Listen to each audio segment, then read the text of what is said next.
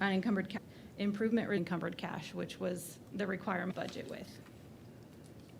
The ending unencumbered, so that's of There is note 8 with your audit.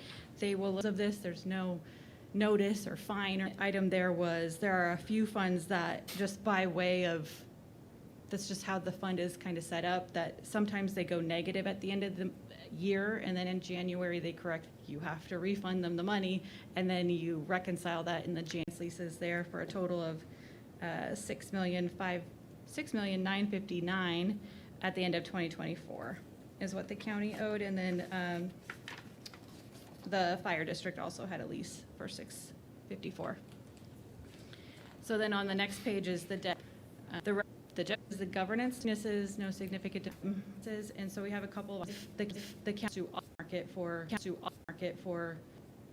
off the top of my head is the CFA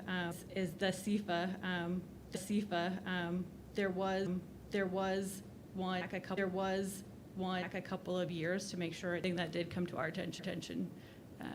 Again, it didn't cost. I thought just us three bragged on them.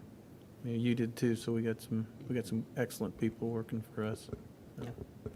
yes, I appreciate your efforts putting the audit together for us in a timely manner again. And thanks to our staff and the department's heads and all those that get the information and manage dollars. So Yep. Thank you for the report. Perfect. There is a couple of letters that need signed and returned once you have approved the audit in the ARPA report. So. the work that they do is invaluable. Alexis has worked with us on the ARPA report for many years, and now that we're done with it, essentially, come in with Alexis's work, not telling us to redirect the money, but with the final out of the ARPA. And then I also do want to thank their work on getting, as we start working on the budgets, and I definitely. Aye. Hi. Morning. Good morning. Ellis County Public Works Director, and I've got John Schulte, the mayor of Victoria, here with me. Morning, John. Mayor of Victoria here with me. Morning, John. Morning. Those approaches off of Old Lake, so the city is requesting that the county provide financial assistance. Our share of both projects would come sense. And I'll turn it over to John for questions, comments. When's the proposed work to be done? Is that this year or coming year? So this kind of came up unexpectedly because we are building a new street in Victoria in what's called the Knights Edition. The company that is doing the street has the company do these two approaches while they kind of went over, just met on the street, looked it over about a week. Most of it is it's basically 130 feet of approaches, 60 feet of which is county right of way. We just kind of settled on a third to make the math easy. Okay. So are they starting here direct? They're doing the dirt work currently. I don't know if they're there right now, but they are planning to be there this week. Gotcha. Okay. Okay. Brendan, where does this put us on some of our other projects? Kind of unexpected here. Correct. So for as later this year, the FAS 360 bridge replacement with a box culvert, or without taking into consideration any of the other asks that you'll be asked later today. Got it. John, would it be, if we were to go forward with this, would it be all right if we were to split it up for our capital side to make sure we give Brendan enough room if we were to do one now and then follow up with the other later?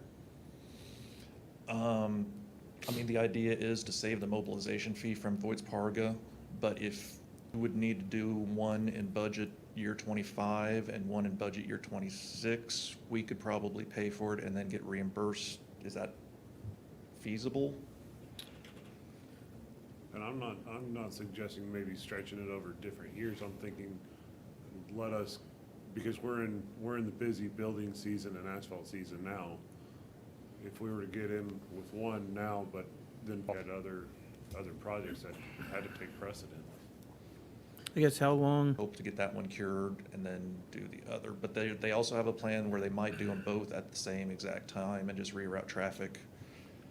Pull it up on the map quick enough so I can would recommend not doing both at the same time, just for the sake of that Third Street Bridge, but Mhm. or So the it's an option. unpaved Yeah. section of Third Street off of Old 40, that the original alignment of Old 40 Highway, when it was first created.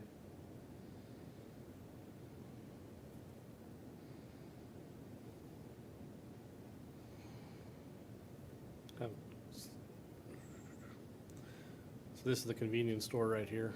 This is the one entrance. And then by Leon's Yes. is the other entrance on the north side of Old 40 on both those two intersections. And so they're not asking for labor assistance, it's just financial assistance, so the projects we're in, it wouldn't take away our labor from those projects. Those two, that's ability of what, so it has 60 feet in here, but is that, So we have that right away there, so if you can see on Darren's map there, there is that red line, that is the extent of the county's right-of-way. mhm, Then it turns into city streets, there's no line across there.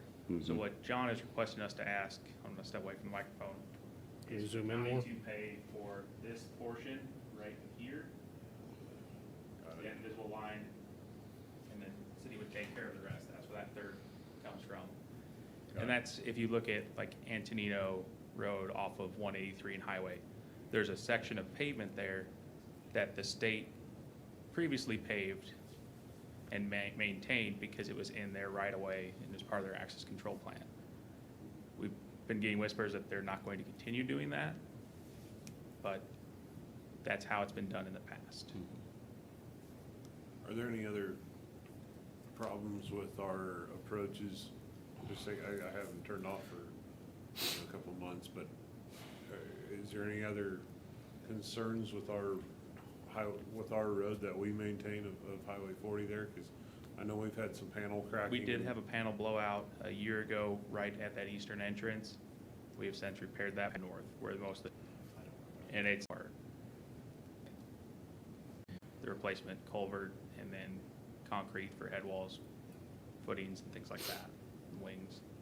So there will be savings there, that those savings could be applied to this project, or they may be applied to other projects that commission comes with. How's the approach going south, John, on that, down to the plant to the, That one's not in terrible shape. It's actually going to be scrub sealed tomorrow. If everything works out as we hope today. We'll be sealing that road and another road on the eastern side tomorrow. Into the community. That's where the traffic, the heavy turning is, and that's where the failures in the pavement has come from. how long has that approach been bad? So at our meeting, we're gonna take the money that we had for that and we'll move it to this project. Okay.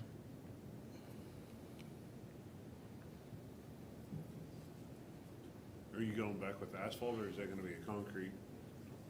Concrete. Concrete, okay. The idea here, in case I haven't explained this correctly, when semis turn off of Old 40, it's the tandem axles that tear up the concrete. So the idea is to get them turned off of Old 40. Are we, With of that old 40, that original was done before panels were pinned together, expansion joints were put in place. So there would be an expansion joint off the edge. I haven't talked to the engineer yet, but I would imagine there'd be an expansion joint off the edge and another expansion joint, need the room to flex and change size. The minute size changes would be taken up by that, those expansion joints to try and prevent blowouts and heaving or buckling.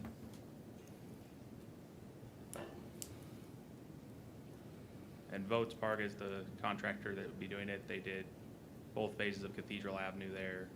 The first part that was jointly done with the city, and then our second portion this past year down south to Old 40. They've done good work in the community in the past. And like you said, you do save quite a bit of mobilization with them already being here. I believe our mobilization on those projects was $35,000. Granted, they were much bigger projects, but there's still a cost for that mobilization that you're saving by doing it now. John, are they doing any other improvements or curbs or anything that you got in town while they're there, or just this and the street? Just this in the street. Okay.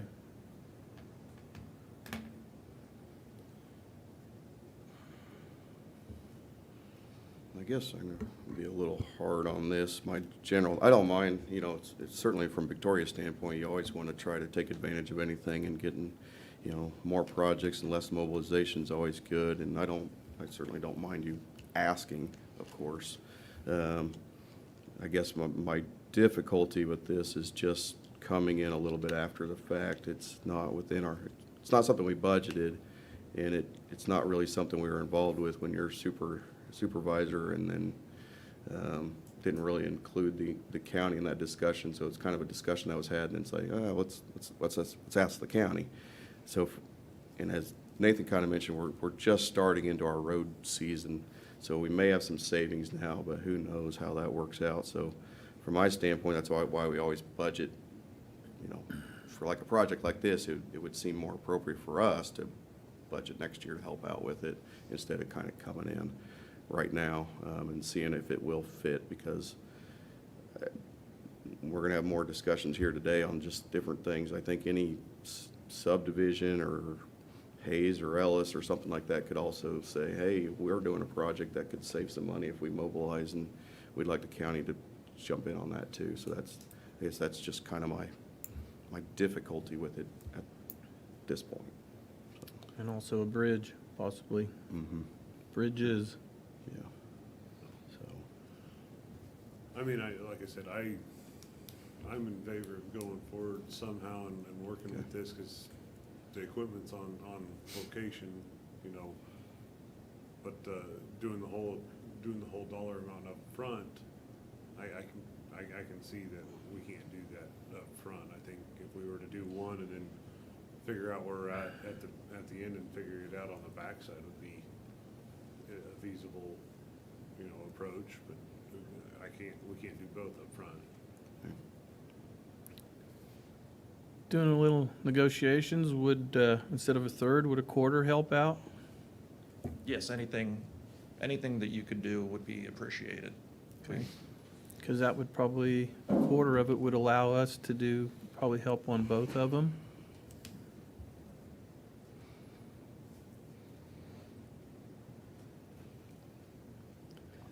So in regards to the capital, I had this brought up just for the next discussion when we start talking about 12th Street, but this is, I know you have super 20/40 vision and can read all of that up there, but 2025, we do have a significant amount of capital projects that are budgeted to be done this year. Some, as Brendan said and mentioned, are coming under budget. Some won't be done based on discussions that we're having today, and they're going to be postponed in the future years. But if we did all 1.63 million in reserves left over at the end of this year, so the benefit of waiting later in the year, Mr. Schulte answered, but waiting till the end of the year, it's really no benefit, as this is a non-budgeted capital fund. So it's just essentially the expense would reduce the carryover capital into 2026. At that point, if that kind of helps explain or give some information to you on your thought of waiting later in the year. Like I say, most of this whole entire capital plan is going to be completely reworked, as you know, with talking about the 12th Street and the bridge over in Ellis, and then the bridge on the Saline River Road. I think between those three projects alone, we're 10 to 12 million probably in expenditures over the next couple of years. So I don't want to make this sound bad, but $70,000 in the grand scheme of things isn't going to impact Right. much and any opportunity. I was just worried about affecting Brendan's budget during our busy time.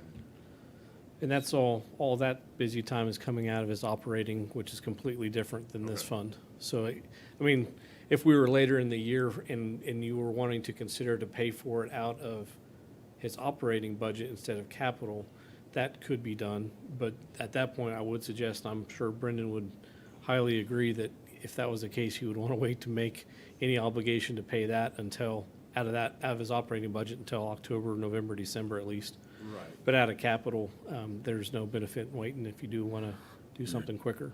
Okay. Or we could split it up 50-50. I mean, all the city wants to know is the dollar amount, how we get it to them and where it comes from. They probably don't really care much on that side of it. So we could do 50% out of operating and 50% out of capital too. So from what I'm hearing from you guys, can I suggest that we go ahead and the city will proceed with the East Main only?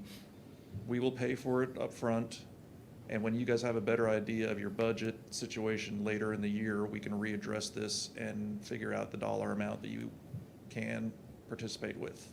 Does that make sense? Yeah, I'm, yeah, I'm good with going. I don't think with it's Brad. wait. And if you can't participate at that point, that's fine too. yeah. I'm just saying that it sounds like you guys have questions about your dollar amounts and your different funds, so I let's, think we need to do our homework. Yeah, I think we can come to a consensus at here.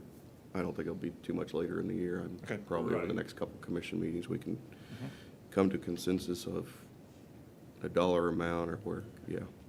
Yeah, I think we could do that, and I think we'd at least have our homework done. yep.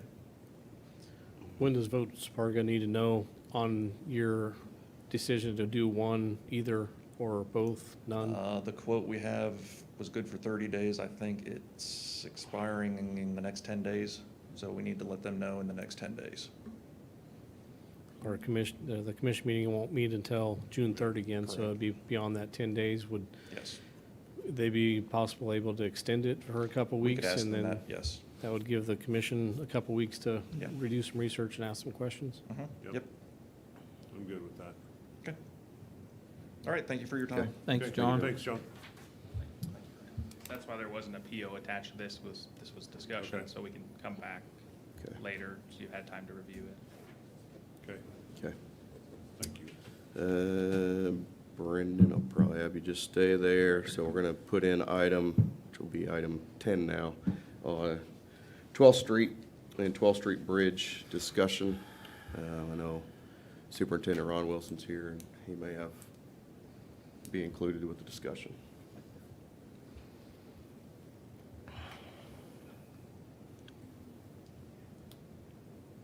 It's back to the west.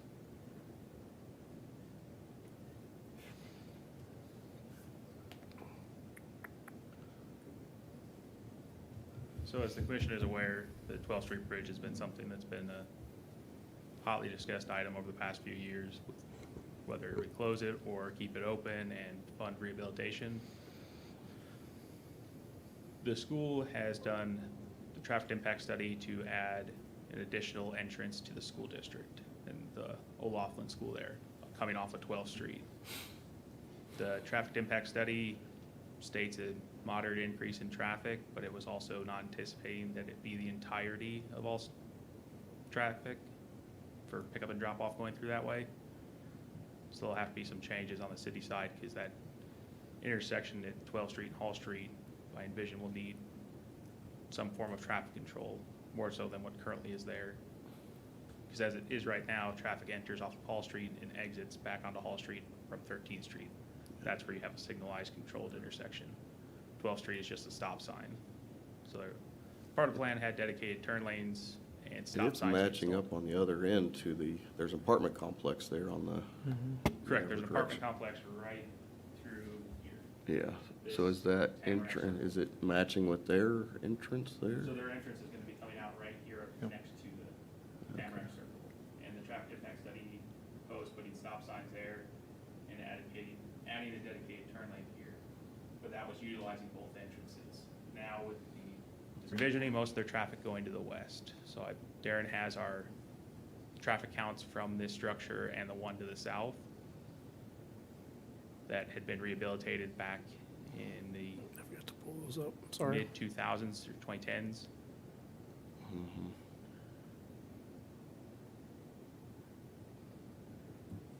I wrote it down so I didn't forget. 336 vehicles per day. And those were taken during school time when both the college and the elementary school were in session to account for traffic.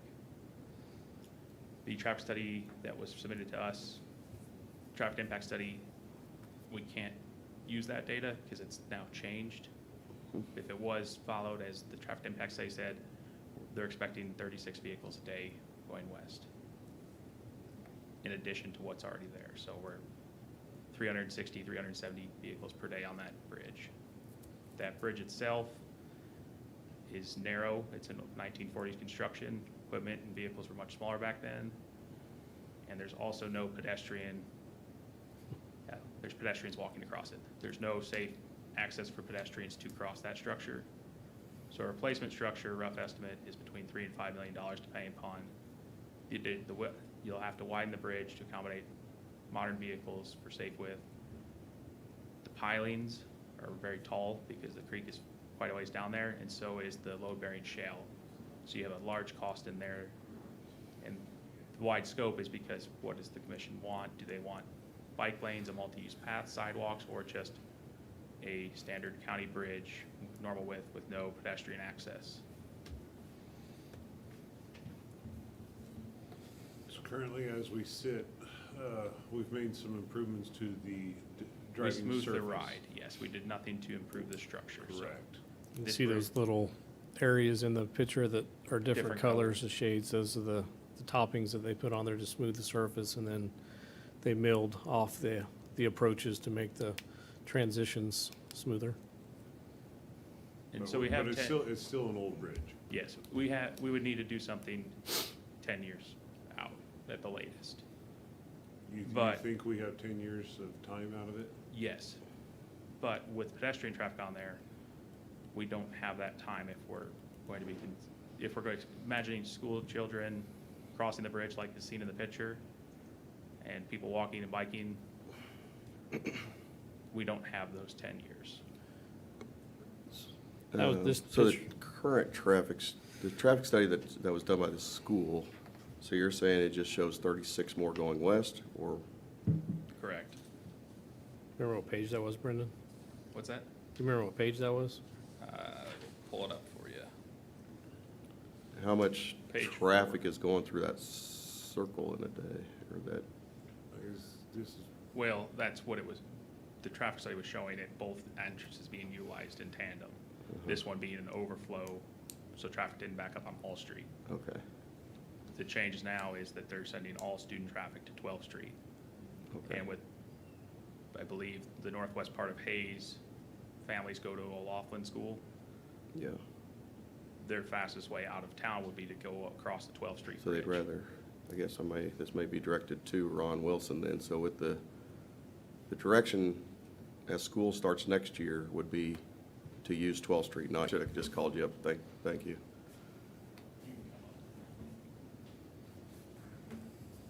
You just, yeah, for the record, just state your name. and- Yeah, Ron Wilson, Superintendent of Schools for Hayes, and this is Renee Burns, who's the principal at Olaf. Good morning, thank you. Good morning.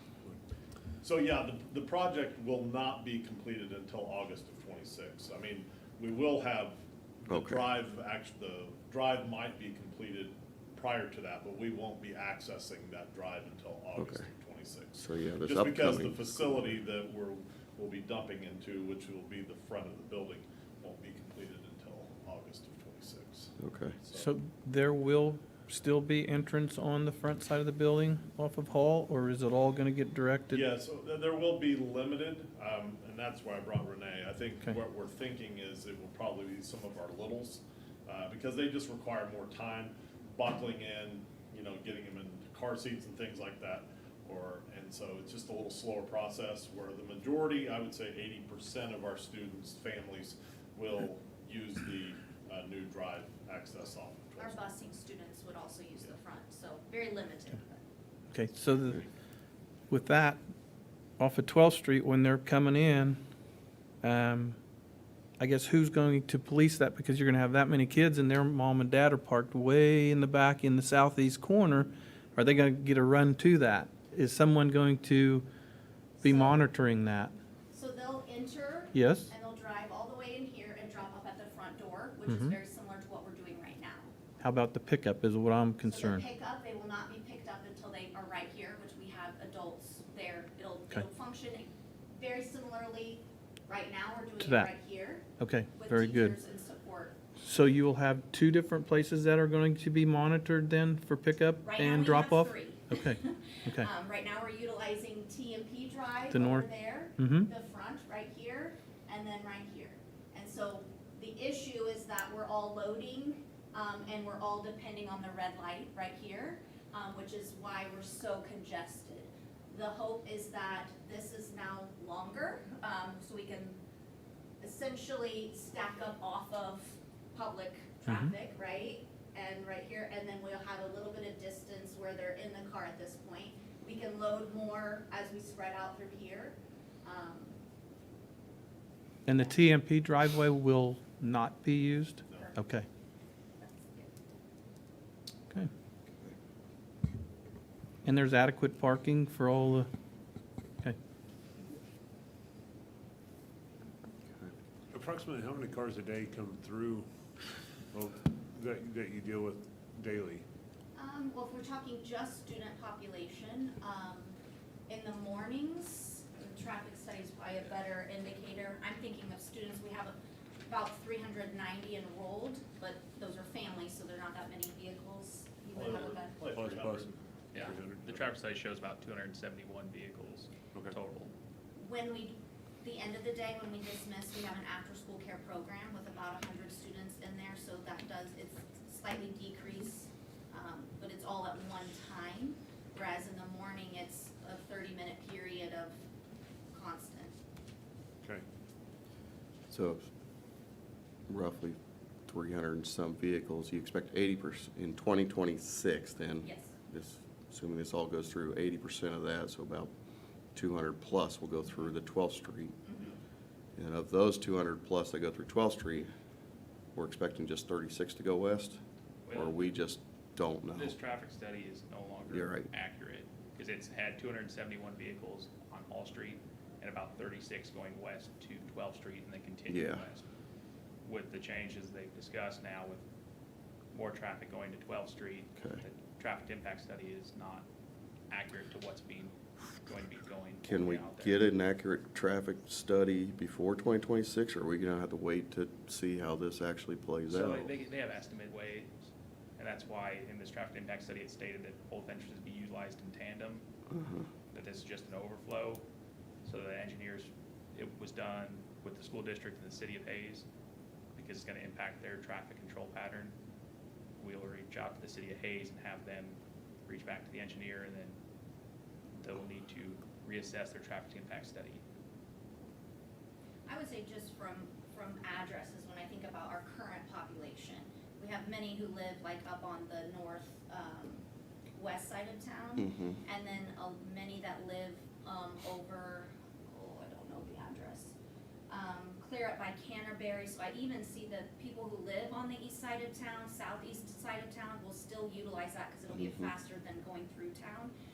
So I would say a larger portion, much more than 50% will be utilizing the bridge I- if available. I guess my sense would be that too, if you're on the northwest part, if you can avoid Hall Street at any point, you Right. try to, so I imagine it's gonna, and that's kind of I guess the ironic thing is, this bridge we're looking at is already in bad shape, and we're looking at potentially closing it, and based on what we have, but now if we run that much more, that just means the lifespan of that bridge is now just being shortened that much more, which would Correct. also almost indicate that we need to close it sooner, or do something sooner than later. The detour, if that 12th Street Bridge is closed from that entrance, or the entrance is being built now, back to the same distance away on 8th Street is 0.7 of a mile. So it'd be a Right. 0.7 mile increase to go, take a left out of on 12th Street and take a right on Hall Street, take Right. a right on 8th Street and get back to the bypass that way. I Yes. think this is something we're gonna have to partner with, Hmm. like, the city on, because if we're gonna change traffic and increase the traffic, is it still viable if we were to close, or if we were to, irregardless, if we keep the bridge or close the bridge, it's gonna be closed to rebuild it. At some point in time, it'll be closed.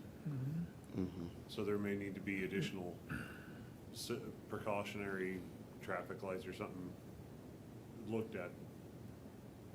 Now, as far as like, say, a couple of the kids get sick, are you still gonna always put it off of 12th Street, or can it be off the frontage? Yeah, so our front entrance is actually Okay, moving it will to be this there. location. Okay, So alright. any visitors will check in through the office here and will still come out 12th Street. Whether or not they go west or east, I'm not, Okay. depends on the family and where And they're going. getting back with Commissioner Liker, has the city been notified you start putting that much more traffic on 12th Street? Are they good with that street? It's gonna Yeah, impact it. I've had conversations with Jesse Rohr Okay. about that, so. Okay.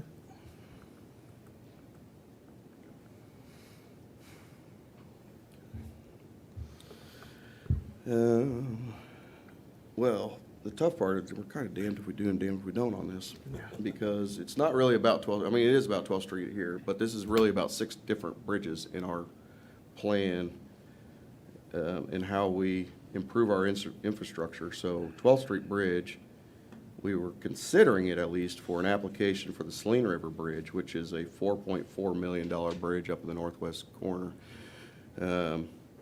Through our application process, we get extra points for closing bridges, and you get dollars. So I think 250,000 for this one, 232,000. 230,000 towards our application, 90%, right? If we were to be granted that Yes, that one, awarded you that get grant. $1,000 per every linear feet of bridge you close, as well as it gets additional points on the scoring matrix for selection. So, in KDOT's mind, if you have a larger structure like this marked for closure, for the funding, this grant, for the same amount of money, they're replacing 2 bridges. Right. They're taking 2 bridges off of the inventory system. And that Saline River Bridge, if you were coming up to it and turned at the last possible decision point and didn't go beyond it, it's a 4.7 mile detour on unpaved roads. 4.75 mile detour on unpaved roads. This one is, if this is closed, it's a 0.7 of a mile detour on paved roads with a signalized train crossing. Or 2 if they go back onto Rome Road or 12th Street and get on the bypass that way. And with that application, we have 2 others, FAS 360 and the county line. There's 2 that we Two can small essentially structures. convert in culvert. So we have 2 2 small structures. 2 be small about structures that we're not 60,000. going to argue whether we're Yes. putting them on the application or not. So Because we they have actually- that, but we were going to potentially have 3 structures for 1 bridge. Correct. And from an application standpoint, that puts us in hopefully a better position to get a bridge managed.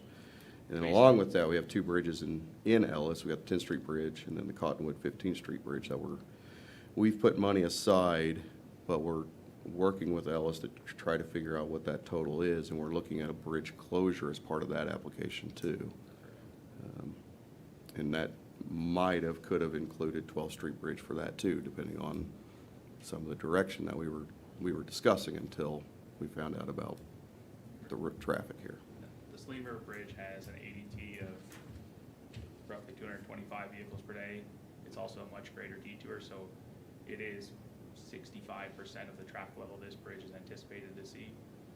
But the detour is much greater, as well as What's the lifespan left on the Saline River Bridge? shorter than this one. Yeah. 'Cause we have to do something with that one regardless of a grant successful grant or not. This Is- bridge sees pedestrian traffic, or passenger vehicle traffic mainly. That one sees passenger vehicles and commercial vehicles. If that one were to go out, that's a large detour for a lot of the commercial truck traffic and agriculture traffic. Whereas this one is a smaller detour for passenger vehicles. There are more, but there's a larger unofficial cost for the detour for that Saline River Bridge. On that exit, and this might be just a stupid question, but is it gonna be right only, since we're funneling all that traffic? Okay. Okay. Well, that would be probably a city, that's not. Well, that's why I was wondering if that discussion has But been, no, I don't anticipate it being Okay. right on. While you're thinking, I just want to share a comment, not to get us off course here, but just in a larger perspective on county roads and bridges. Just want to share a statistic that I don't know, probably most people don't realize, but when you look at county government in Kansas, there's over 19,600 bridges in Kansas. 77% of those are owned, maintained, replaced, fixed, repaired by counties, not cities, not the state. 77% of those 19,650 bridges are counties. As well, in the state of Kansas, there's over 109,000 miles of roads. 82% of those are owned by counties, not cities, not the state. 82%, that's enough miles to go around the entire equator just over 4 times. That's how much miles of road, so 82% interesting. I just thought I'd share them, so sorry to kind of get you off course a little bit. Well, we have, what, 400 bridges, something like that, No, just over right at 200 bridges. Okay. And then, So 200 bridges, and we're on, I mean, we kind of developed a 2 to 3 bridge replacement plan. That's Yes. kind of where we're working through this, and that's where now 12th Street's kind of popping up, and we kind of worked through what we were going to do. So even at a 2 bridge replacement, 200 bridges, we're looking at 100 years just to get to where, and you know, bridges last by about the time we- 75 to 100 yeah. years.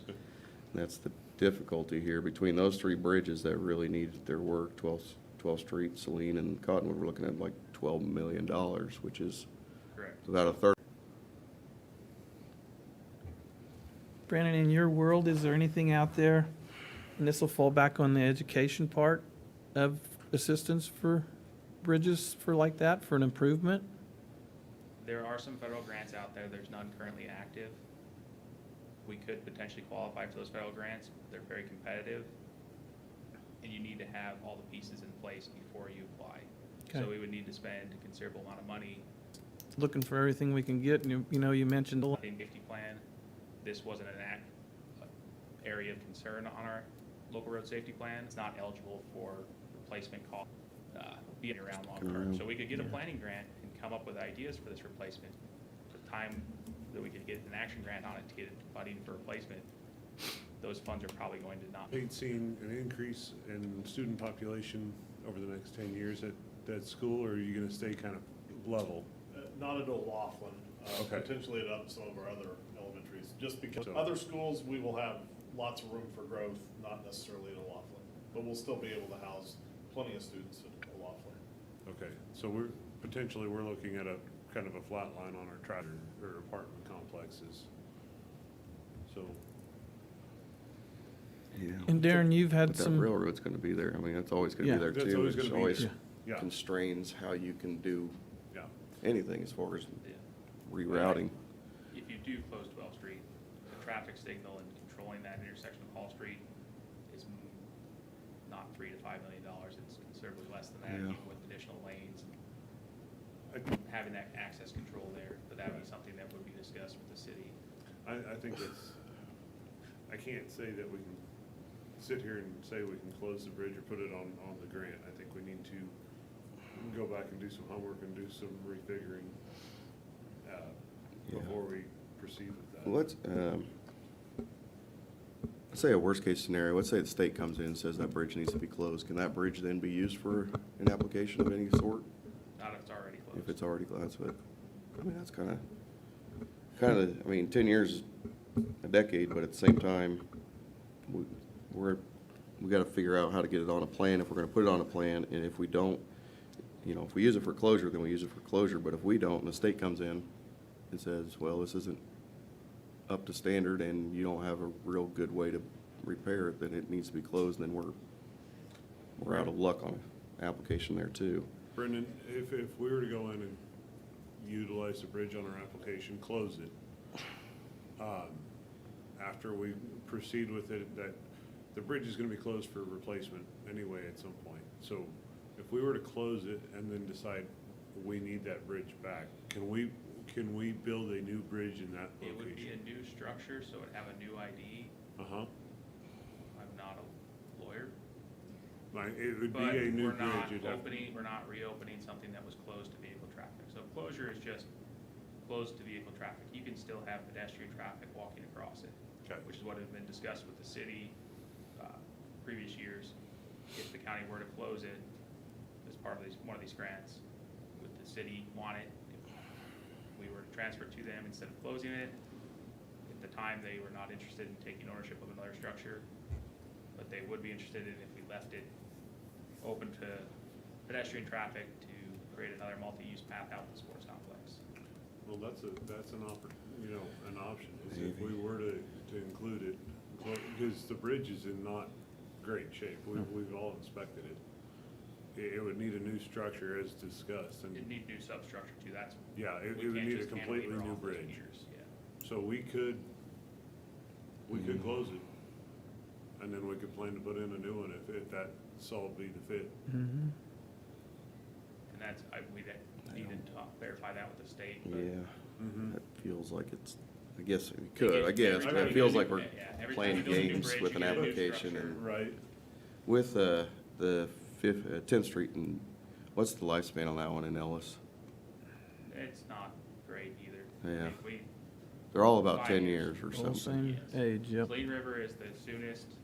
Because with 10th Street, from a capital plan, I mean, we might be able to push that one. We're kind of hoping to do that one next year, but we're also kind of waiting on Ellis to figure out what they can help and contribute, so maybe 27 or 8. And we have budgeted that one to pay for our Yes. entire share without a grant. Saline River is budgeted for our share With with a the grant. grant. So if we don't get selected this year, this was last year I was Yes. told to apply for, I will need to find that remaining 3.7 million from the 750 we already have set aside to fund that structure up there. And Darren, you've had discussion with the city on this, and On the 12th Street Bridge? Well, there's, I think, a new development from my understanding with Brendan's talk with Jesse, that they're gonna have to relook with this, with the whole entire traffic flow being rerouted the way it is now. But up to last week or a week and a half ago, when we found out this information, they were not interested in taking ownership of the bridge, cost sharing, and they were also in favor of closing the bridge.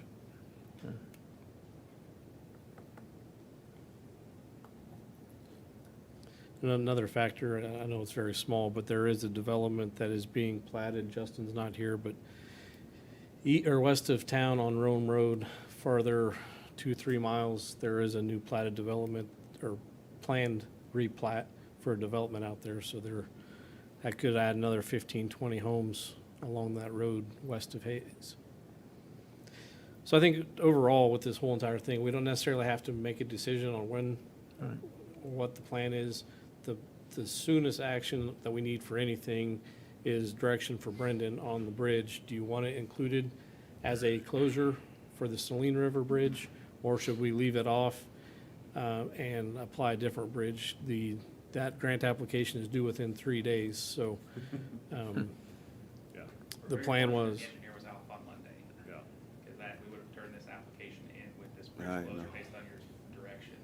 But he was not in the office on Monday, he was off, so we waited a day, and then we got this information early Tuesday morning. on the road tours, the notice that those federal funding dollars are going away. So when we're looking at a $4 to $4.5 million bridge at the Saline River, I believe it was Commissioner Liker that stated we need to put our best foot forward, and that was why we were going to put 3 bridges on it.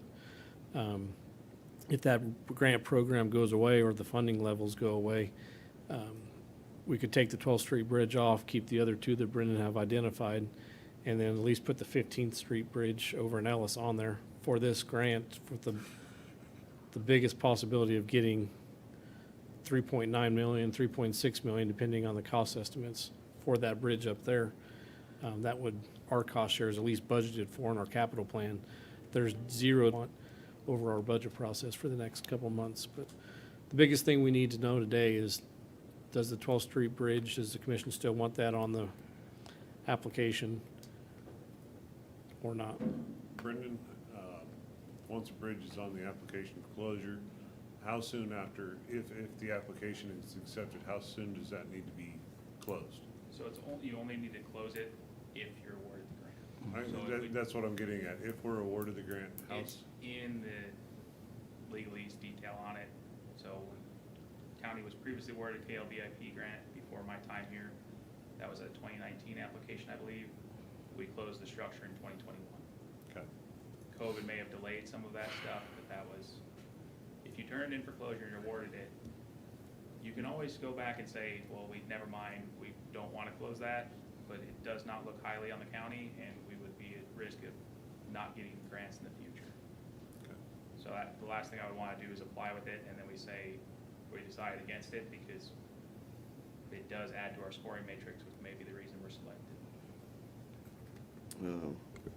Ron, when you designed this, were you guys aware that we were considering closing 12th Street? The And you wouldn't engineering have- traffic study was. Yeah. City informed them of it. Our goal was really to help with Hall Street, the congestion on Hall Street, and this was the plan.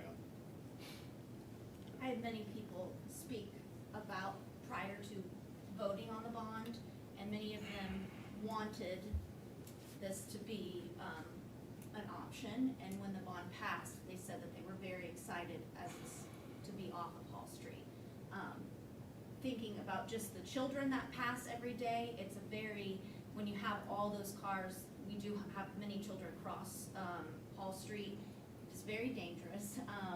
I also work with a lot of Fort Hays students and staff, and they're very excited about the potential of this Hall Street not being as congested.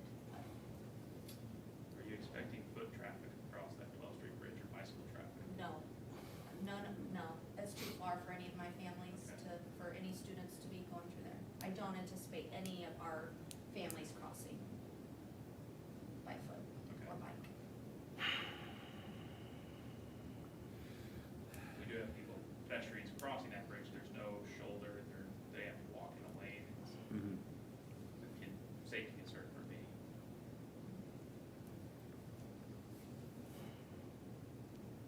I don't think we can put it on there at this point. Mm-mm. No, there's too much traffic, and for your point to safety, it's bad in front of Laughlin when Well, school and is just- out. I shouldn't say this, but college drivers are somewhat inexperienced, Mhm. and when you are upset with the congestion, it doesn't help matters, and so I always have intense concerns with the safety, so Yeah. I was excited at the potential of having less traffic. Whether we close that bridge or not, that entrance will still be a possibility for them, it's just Right. how Mhm. their vehicles get there. Sure.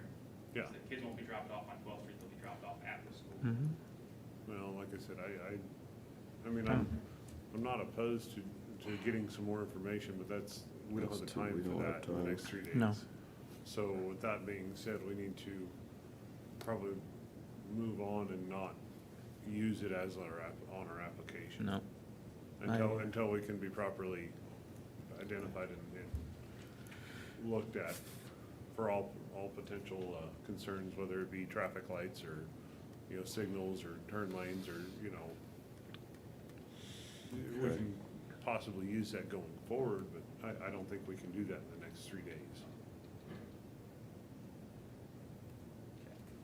And then I think that bridge we're gonna use that, and kind of becomes a priority.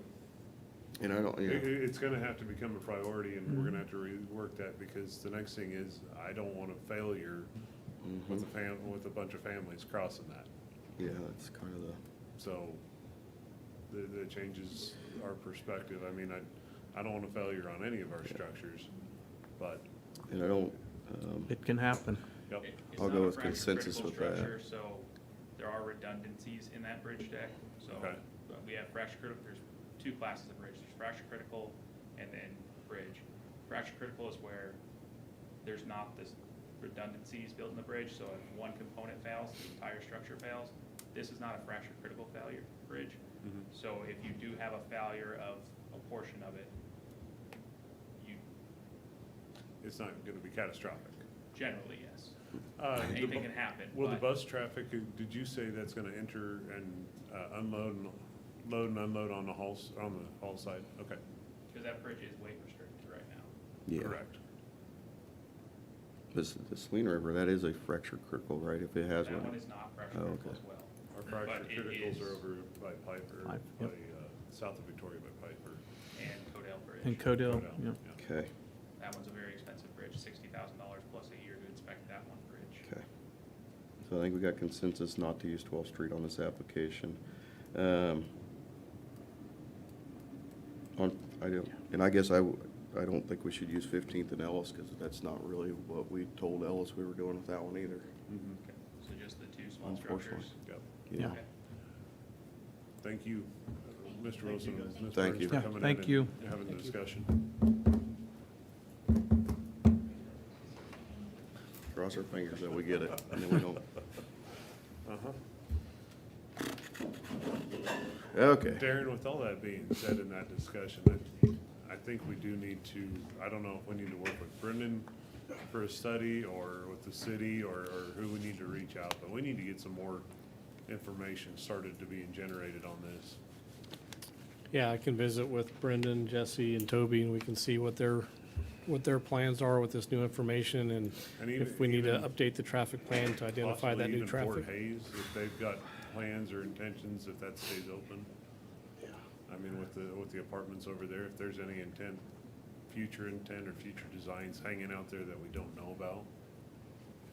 The big topic was at our retreat, communication. And you're saying it right now, if we'd have known this, then, or the city would have Our known, mind frame would have been different. so- would have been much different. But if we could reach out there, if anybody knows anything that's slated or scheduled, or, I want to thank Mr. Deal for sending that email and bringing that to our attention. Mm-hmm. I'll get some more information at a future date, and Brendan can start working on the capital plans for adjustments and see what the options are as we move through our budget process. Okay, thank you. Okay.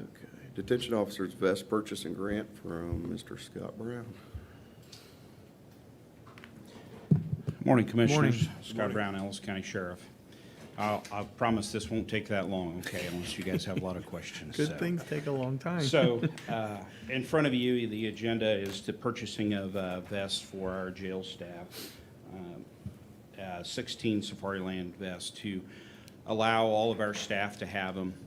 They're constantly working with people that are up there for a reason, and we all know that. And violence is sometimes happens, as you can see in my summary below, of our detention officers being attacked not too long ago.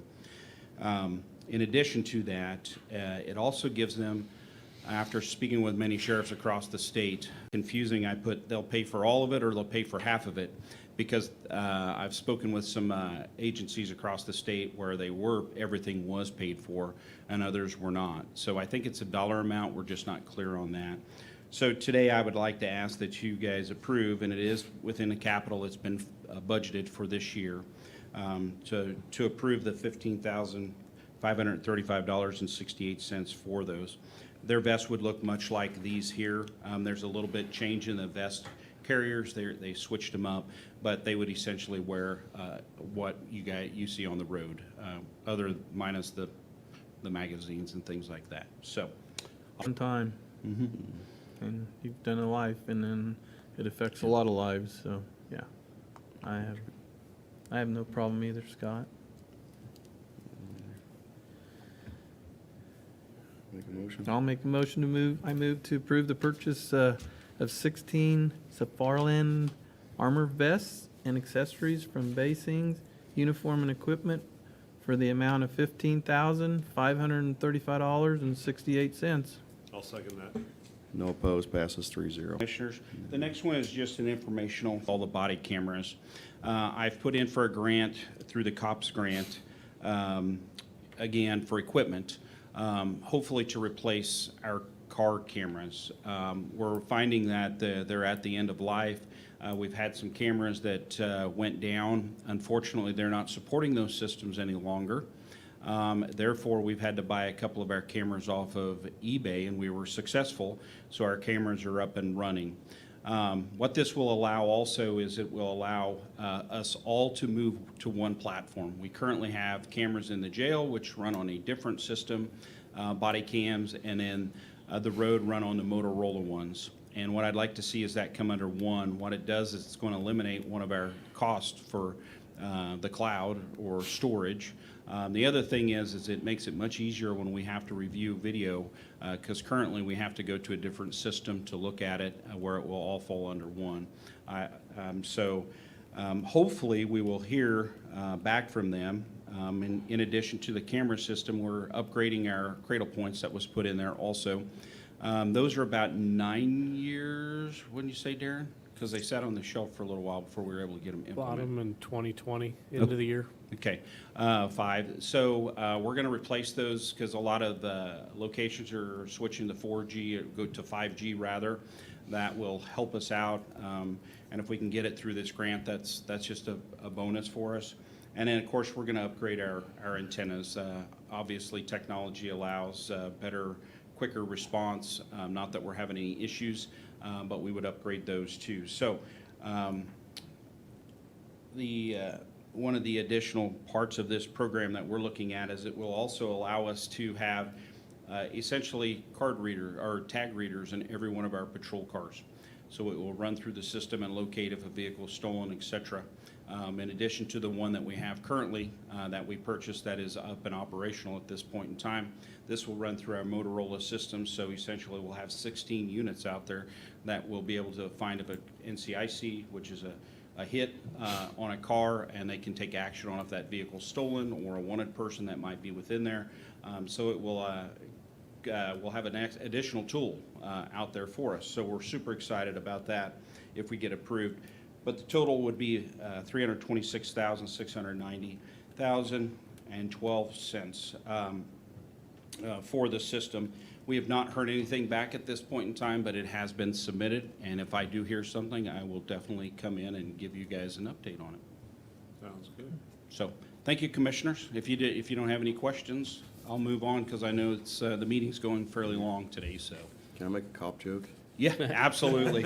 Because I see you got the candy bar. Yeah. Yeah. That's appropriate. So where's the donut and coffee? Yeah, we're going to work on that. I think it's a marketing ploy. I like it. So So if you get it, then we get donuts then, right? yeah. Coffee with it. Thank you, commissioners. Thank you. Thanks, Sheriff.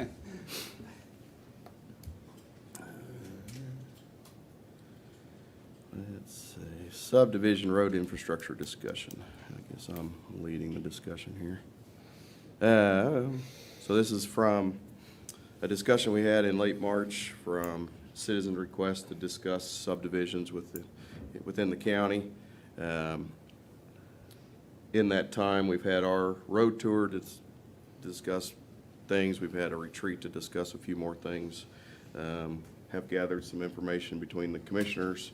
So this is a continuation of that discussion to kind of get, again, continue to work down a path that we're trying to improve our infrastructure within our county, and that infrastructure specifically for subdivisions within the county. So with that, I'll let either one of you kind of lead what you, with your general thoughts or where you're at on.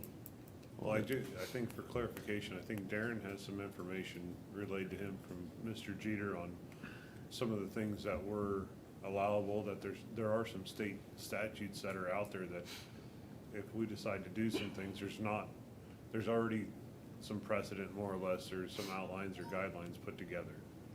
So Darren, would you want to share that? Sure. Mr. Jeter did apologize with his conflict today, not being able to be here, but we did meet yesterday and kind of go over this as we briefly discussed it at our staff retreat a couple weeks ago, break in March, trying to create a program in the county. You can do special assessments on developments when they're either created and before the lots are even sold to homeowners to build, or you can do it at the process of, say, for instance, a development that's already built in the county, where by petition of those landowners can put together a petition to create a assessment district for their property. So say, let's just call it Development X, has 15 lots.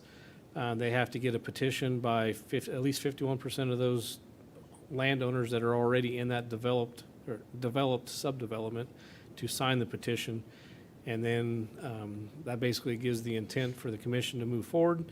And we look at projects of what that improvement is. And I know that was one of the discussions that the commissioners had, is what do we consider an improvement? In statute, it actually details what an improvement is. So it could be adding curb, gutter, sidewalks, macadamizing of the road, asphalt, concrete, all those different kinds of things. So I think it kind of fits exactly for what these subdevelopments and landowners could want. So if a road wanted, if a development wanted to do a asphalt road and it cost estimates of hundreds, 10 developments, they could go into a program, get the cost estimate, and create an assessment for a period of however many years it's going to take to pay that off.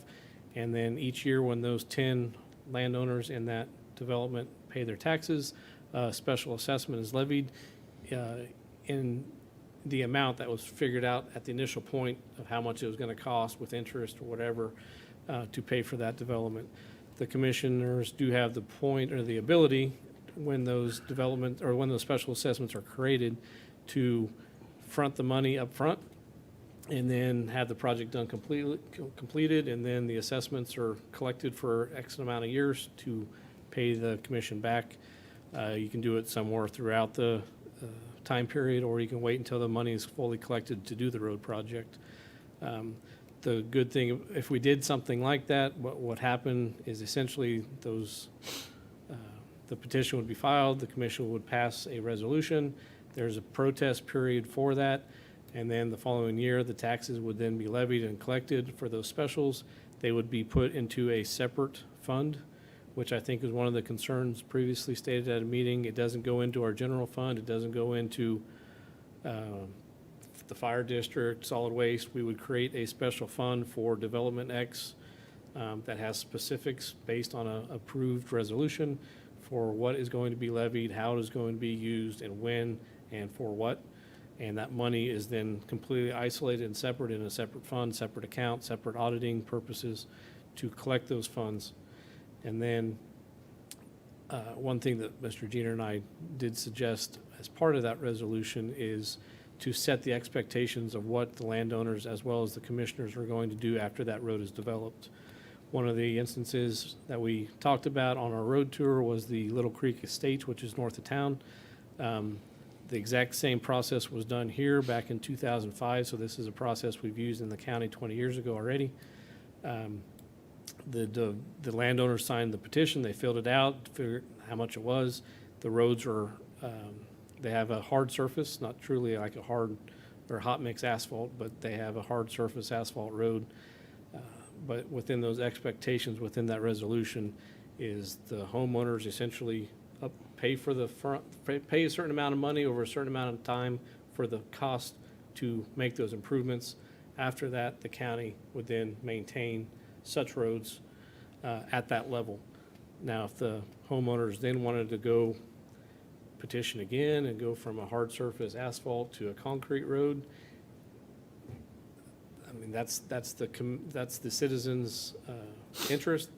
They would do the petition. That's something that that development would put together and bring it to the commission to proceed. So that's kind of a, I don't know, more of a detailed example, but I just try to throw out as much information and some options that are in there that can be done. So does the development, and we may have to get clarification on this, does the development have to have an HOA intact, or is it? No, it's done by petition. I do have, I can Okay. email the petitions. I gave hard copies to Commissioner Burgess that he was going to share with Ty Wilson, so they have examples. I can digitally send this to them as well.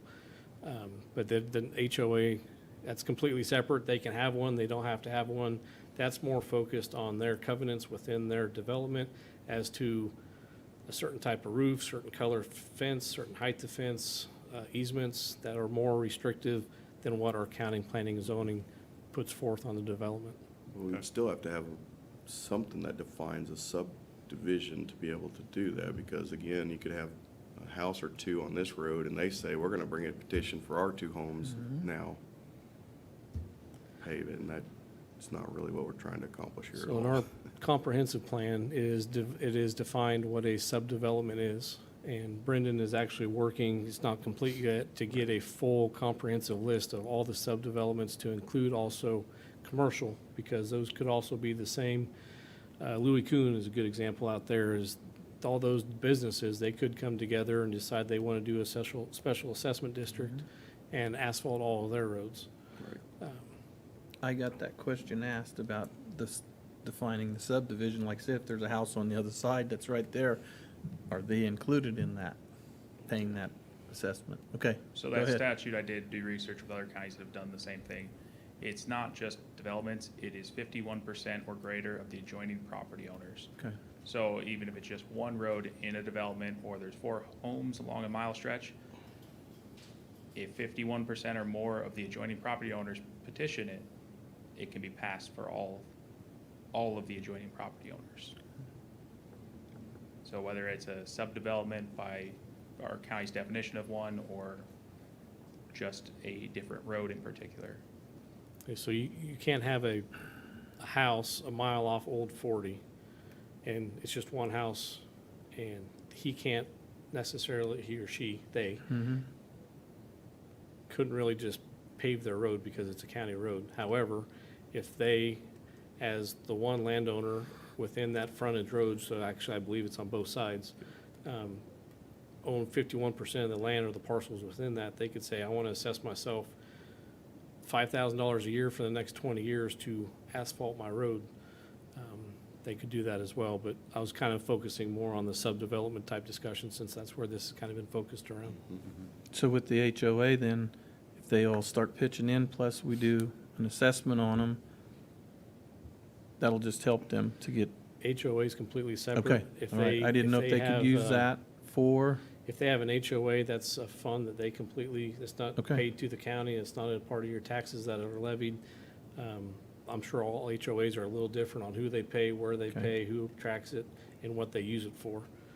But that, they could use that for snow shoveling services, okay, people to mow their yards, But on this petition, different things like that. if you set up, I lost my train of thought. No, is there any requirements, here again, there's digging in deep, would there be any requirements that we can impose as a county, such as road structure, like the base structure before they did an improvement?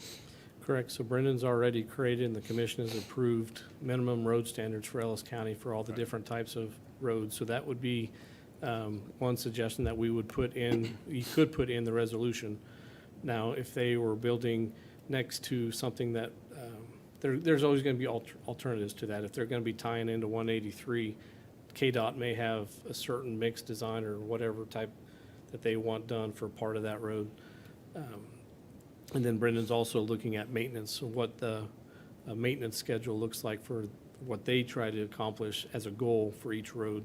So that way, when we actually say in the future, so this is kind of the second part of what those expectations are with the resolution, the subdevelopment may pay to have their roads asphalted and meet our minimum standard of how that road's going to be built and laid down. However, our asphalt plan is every 7 years, there's gonna be some type of treatment on every mile of road. However, if that special assessment, if they want something done every 3 years, that's beyond our maintenance schedule, that's, would be considered an improvement. So then they could continue their assessments on indefinitely if they were so wished, if they wanted regular maintenance done quicker, and they could pay for it. So if they wanted a treatment of their asphalt every 5 years versus every 7, that would be the improvement that they would be. They would have a cost share to have something done quicker. But we would have to show that we have a 7, which we do at this point, but Correct. past commissions haven't or whatever. The county would have to show that we do have a 7-year plan and basically show that we're sticking to it. Otherwise, if you're not sticking to it or you don't have a 7-year plan, then you wouldn't have, if you're in a subdivision, you would say, well, you're not sticking to your own plan. It's not an improvement because you're not even sticking to what you said you're gonna do, Correct. right? And at the same point, whenever you, like Brendan's minimum roads, the way we build roads, you wouldn't want to allow a special assessment, at least I wouldn't suggest, I'm sure Bill Jeter would also agree, that we wouldn't want to create an assessment district and have some local homeowner lay down some asphalt with their garden tractor and consider that meeting our standards. So that's part of the reason why Brendan, because then it would be up on us to maintain it afterwards if it was done poor to begin with. it's still coming back to the county, their staff to be able to do more than what they need to. And then when it is constructed, we would need to increase the budget or shift the items in the budget to fund the asphalt for the additional asphalt miles that would be added. I know I talked with Darren on it. It's coming back to the IT part of it. Every time it's done, GPS it and it's done. We can all go on a portal and look and see when that was, how, you can put the temperature on there. You can put how many miles, how many feet. It'll be a handy tool if we can get that I don't for the disagree future. whatsoever. That was one of the topics we had at our spring Kansas Highway Association conference here back in May. And just seeing how other counties across the state are doing it, similar size, smaller size, bigger size. And Yep. a comment was made by an individual from a county out west here, it's like, we're just rubbing sticks together. Mm-hmm. I said, well, if you look at us, we're rubbing sticks together too, in That's right. comparison to our counterparts throughout the state with some of the technologies, sources they have for their mapping their roadways, their integration with their GIS system. But With this talk, and so if a special were to be developed and for a subdevelopment,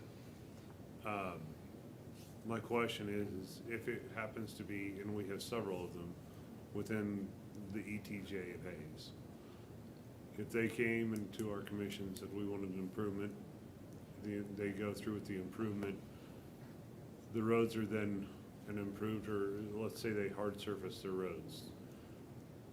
What happens if the city were to approach and pull them into city limits? So I thought about that a little bit more when we talked about it. So as long as it's within the ETJ, we still maintain the roads as we have planned, and it's up to the commission, and Bill Jeter and I spoke about this as well.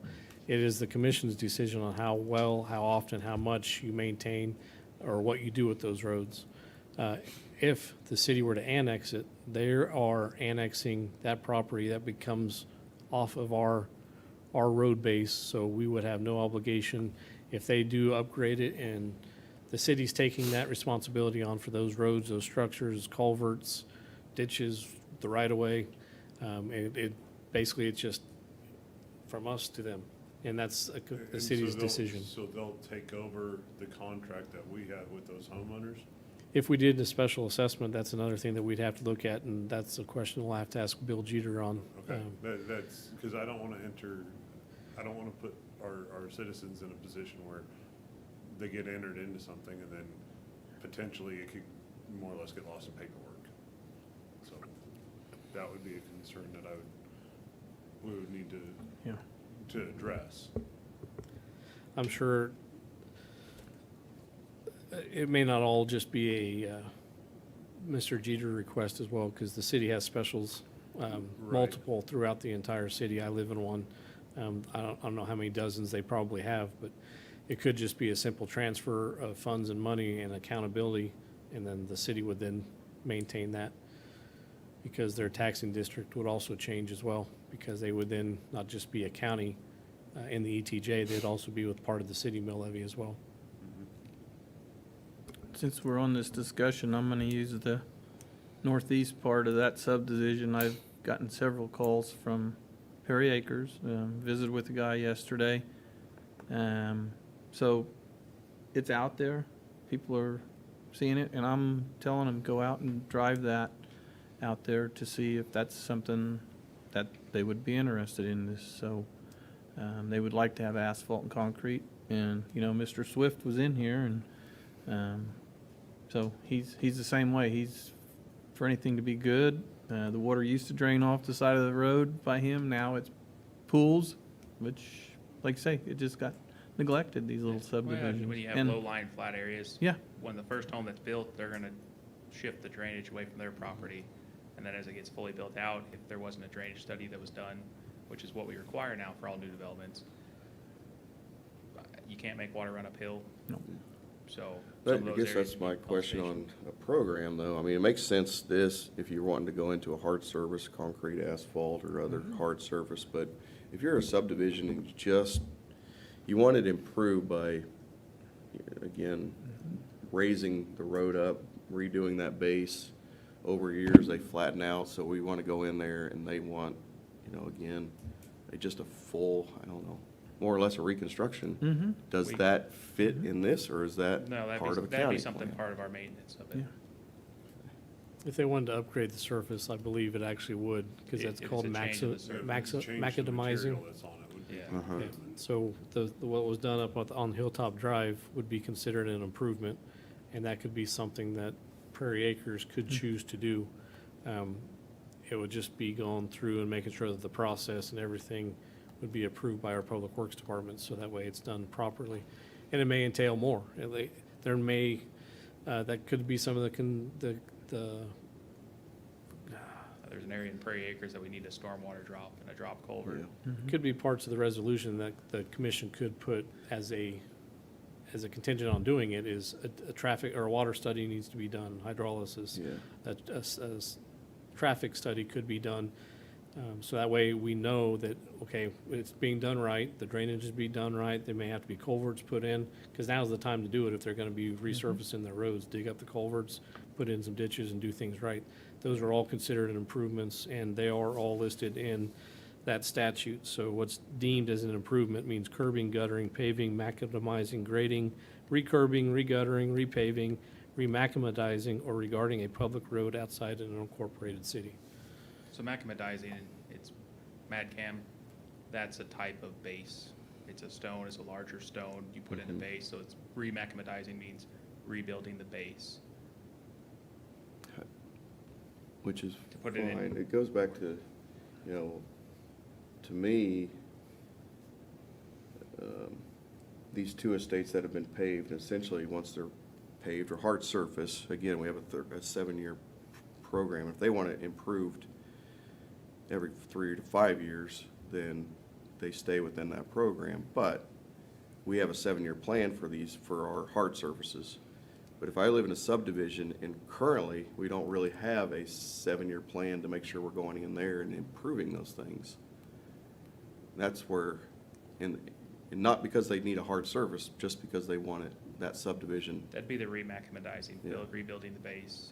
And I think we need to set something, that goes back to, we need to figure out what our base standard is and set that within a time frame, 7 years or something, and that way, again, if we're doing that within 7 years, then those homeowners can decide, do we want something sooner or better than that? Unpaved roads, the high-traffic roads, you get 15 years out of. No matter what material you have on a road, you expect to lose about 50 tons of aggregate a year through dust due to moisture content and then traffic. So higher traffic roads lose more, and higher speed. Your rural developments don't have the speed loss or the heavy equipment loss. So they lose on that lower end. So that's why those are a lot of times spot treated. And then infrequently they will be reshaped and brought up. Yeah. So I guess to summarize, we need to start, so we've started, we've got statutes that we can follow and a protocol we can follow, but we have already asked Brendan to start with a list of, a list of developments that are higher priority, worse roads and get that list. But really, we need to start with what our maintenance standards are for the county and develop that as well. So we have, like Michael said, we have here's our standards, this is what we're gonna do. That way, when somebody comes and asks for a quote-unquote improvement, is it measured against our standards, or right now, we don't have a standard? Yeah, I don't. So I anything would- can be an improvement. I do want to very highly caution the commission on the creation of road standards, and Brendan and I, or road maintenance. Brendan and I have had this discussion as well, is we create road maintenance standards. So it says we're going to have an expectation to be on this road every so often. There's so many variables that just because somebody doesn't see a grader on their road, or we don't have moisture, we have too much moisture, the time of the season, funding levels, a new commission, there's so many things that the commission has to be understanding that there are conditions that can augment how often and how much their department can do. Which I understand, I mean, that could be a caveat of according to weather, you know, and forecasts. But I think if we try our best to maintain. Yes, it's the a start. roads- The road standards, we have a road building standard now. Okay, if we try to maintain within 30%, 40% of what initial construction would be, if that would be something that would be an attainable, you know, mark. I don't know, Brenda, is that something that would be attainable, or is, I mean, that might take you a little more, It would Time take to more develop time. No county has a standard of maintenance in Kansas. doesn't mean there can't be a first. No, I know. Well, there's one county that tried. They made it. They're not willing to share that out because they have pulled it. Because we have gravel road books, maintenance Right. books. Every high-traffic road should be bladed every 3 to 6 weeks. But then you have all the caveats on, well, weather. We had, Commissioner Younger, you sent me an email. We haven't been in Prairie Acres since November of '24. We have been in there since November of '24. They didn't see us there. So were we there? Yes or no? Well, we were. I've got record of it. But it's, Well, I don't think you can time anything. I don't think there's any way you can time it. I mean, if you no, can, because if you don't blade a road when you have the correct moisture, you end up breaking down what is the crust on the roadway, and you create more dust, and you create additional loss of aggregate, which further accelerates the wear of the roadway and for the traffic. but I guess But if we from have my a period of standpoint, drought, if we're gonna do some minimum maintenance standards, maintenance would be, we're gonna try and keep crown on road, okay? So when a road flattens out, we're going to, part of our maintenance is to re-crown. That helps on some of these subdivisions where we have problems with individuals of, you can't pull my ditch. Well, no, this is part of our standard, this is what we're gonna do. And I think we will all support you on yeah, that, no, Brandon. But- I agree. But there again, I think it goes back to, we need to have kind of some standards. Yeah, we I can agree. say- I think we need those And I standards, think it not doesn't when, need- how often or when we're gonna be there or whatever, but that way, when we do the work and we put it back to standard, and then you get the complaints, hey, you Right. pulled my ditch up and now my nice grass is messed up, then we go, we're meeting the standards that we're set to do, or we're recrowning it, or we're bringing in gravel. So there's a so- 200-page document that is standards of roadway care from Federal Highway that we have multiple copies of. We issue it to all of our new employees. That's what we follow. Okay. It's out there. It's not reinventing the wheel. It describes common issues, why rutting occurs, or corrugations, or washboard is the commonly known term, but it's corrugations, how potholes form, and lists reasons why and the corrective actions for that, as well as signing all that information. I think We the just- commission's intent is to take that 200-page document and put it into 4. Yeah. And for the general public, this is what Simplify we're it. trying to do, so that way when you go pull ditches, get rid of double ditches, re-crown, reshape, and stuff like that, they have approved it. You have the support to go forward and get that work done. And if someone comes back and says, my road ain't getting worked, and this is our guidance document of how we're going to do it, it's a very easy thing to look through 2, 3, 4 pages than 200. the Yeah. weeds of I agree. 200 pages. And because they'll sit there and if you say, well, here's our standards of a 200 page, and they'll pick it apart. Mhm. I mean, somebody's gonna pick it apart. Regardless of the length, it's gonna get picked apart. Right. And there's that thing, if it's not documented, didn't happen, yeah, they may not have seen you there, but there comes And I that, think that's where, there comes that GPS, I mean, hit it, and they can look, they can, but And I that's also, the I thing. also think that if there's a resolution that comes forward, there needs to be, you know, the hydrology study, the traffic study, you know, the signage that, we need to have some of these check marks marked off, and then it'd be very definitive on what's gonna happen. Is this just the standards for the rural developments or standards for overall network? Because there is there'd be a difference because you have some minimum maintenance roads and very, very low Yeah. traffic roads out within the county. They were narrow right away, but it's only used during harvest and planting time of agriculture season, where Yeah, I it wouldn't be think- good to justify to increase our it'd make a good road, but the tax dollars spent to improve that roadway to our minimum county standard and to meet the guidance of this document, it wouldn't be a good spend of tax dollars, in my opinion. I think our primary concern is gonna be on our subdevelopment and making Okay. sure that Yeah. our, So make this guide for the People- subdevelopments. Yeah. That's, simplify it. Yeah. In the next 60 days, I'd like something like that, and I'd like, again, our list of what we consider our sub-developments and where they are currently in their, their road standards, and kind of, I don't know, break it down. We know there's 2 that are hard. I don't know if we have some that are sand, some are the gravel. I don't. we have if they're all different kinds except for concrete. Are So they, I'd like, you know, a And breakdown of that's those what subdivisions. I have a list of that, yeah. breaking down which subdivision, what it's called or what it's known as if it's not a true platted subdivision. And then the issues that are with the roads and the recommended treatment options. Yeah. And a lot of them, it is just regrade, reshape. Because a lot of them over time have flattened out because it's just earth with a coating of sand on it. Don't know if proper compaction was achieved when it was done or not. And then some of them are larger drainage things where a regular improvement could be reshaping. Mhm.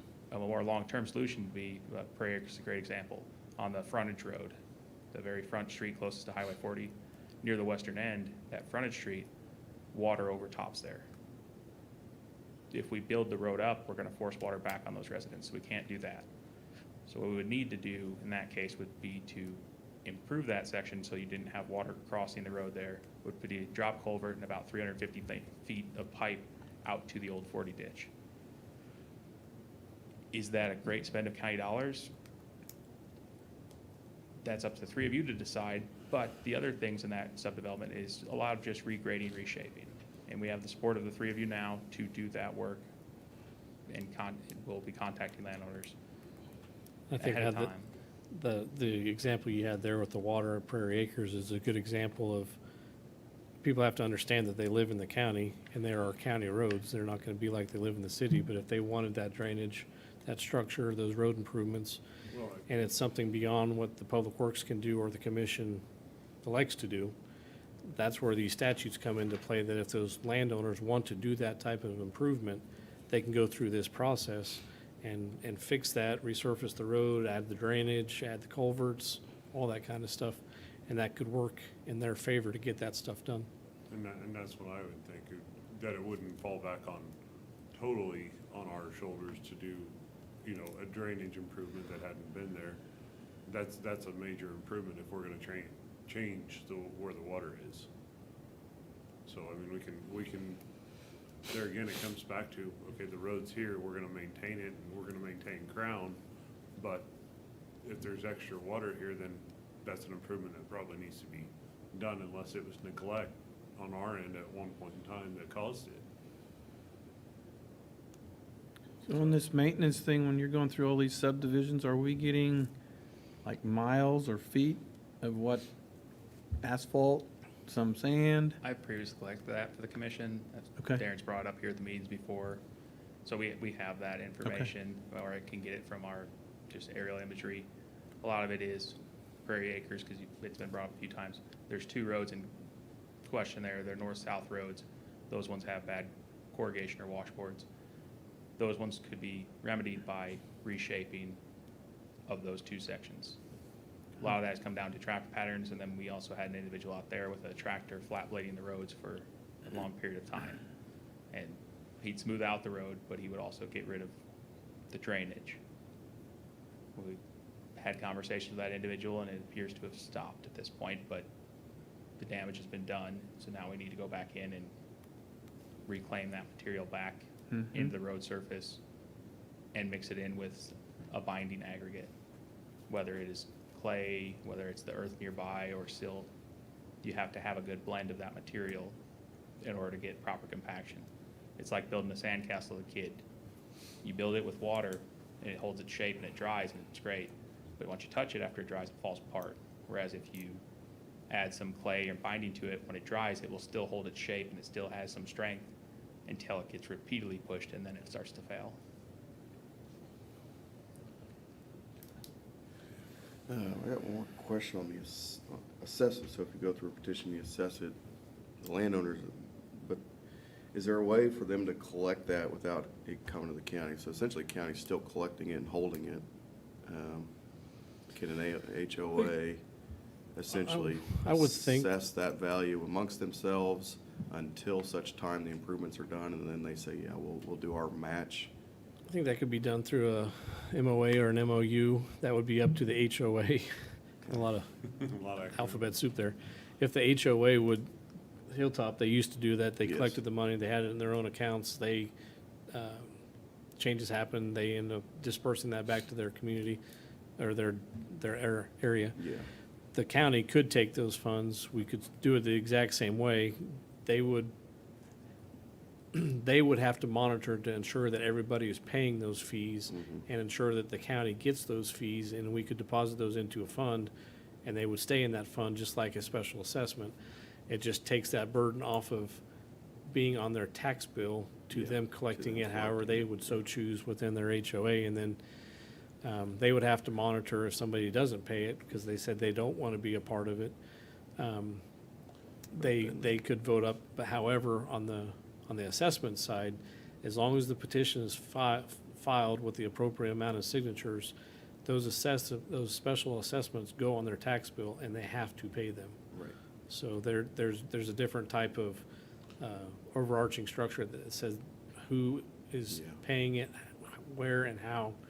And then if, they'll be delinquent on their taxes if they don't pay that, which there's a lot more meat on, or Yeah. enforcement that we'd be able to have on that piece of it. Yeah, Well, it's more I'm- enforcement on our part, but I think from just a mentality standpoint, you want to have as much control of your money and your division up to the point, and I think they were burnt kind Well, I of mean- before, were they collecting it and then it didn't happen? So again, if the county's collecting it and some, for some reason now I think having that availability of options of allowing them to either collect it themselves and then decide what the improvement is and then get a petition instead of just the county collecting it and earning interest off of it or something up to a point, so that's my thought. But that would be a kind of a stipulation, I guess, if the county signed the resolution to do it and then started collecting funds, it kind of has to get done. It has to get done.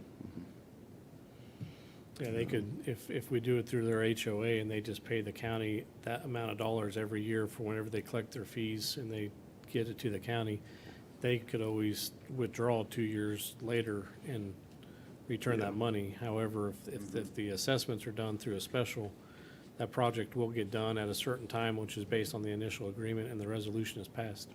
Yeah. I think that's cleaner. Yeah, and to me, I feel like that's kind of where we need to continue to look at going that route instead of trying to create an overall new program.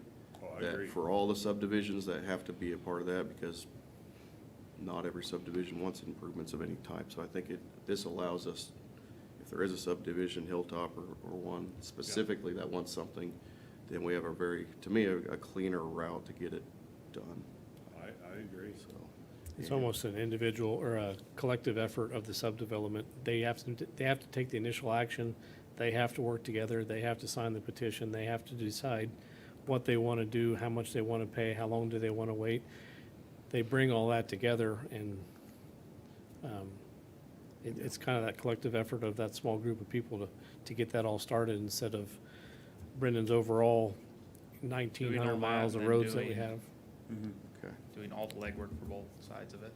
That's what I was getting at before with an HOA. If they can't say, hey, this individual wants to put 1,000, they all want to put $1,000 in every 6 months, can that money come in to use that, like I say, as a special assessment to, hey, we want to blacktop our road. Now I want to pitch in 10,000, so can we The use issue I that as see is that? There's always gonna be someone that disagrees with Right. the action. And if you Right. charge it just to an HOA, that individual, and not all of those developments have HOAs. Yep. You would run into the issue of, well, you're in my office when we had the individual from one of those paved subdevelopments that was complaining about the surface that we left when we patched in that area and sealed the area, that was the wrong color. Yeah. So if you asked their HOA to pay, that individual wouldn't be paying that portion of it, or would be fighting it, and then we'd be short in the amount we would need to do the improvement. That will be to each little subdivision Yeah. discretion. Yeah. Whereas on the tax roll, it's on there, they can't not pay that. Right, right. That was a lot of connotations. They do not get the ability to choose not to pay. No, no. Okay. Let's continue to work on that, get our list of subdevelopments in the area, how they're currently built, and suggested recommended improvements, and kind of start ranking them out and figuring out what they are. Start working, condensing that 200-page document into something that's a little more workable within that, and we'll continue to look at this resolution and see if there's anything that we want to add or delete out of there. Ty, do you have anything at this point that you want to? Unfortunately, I do. All righty.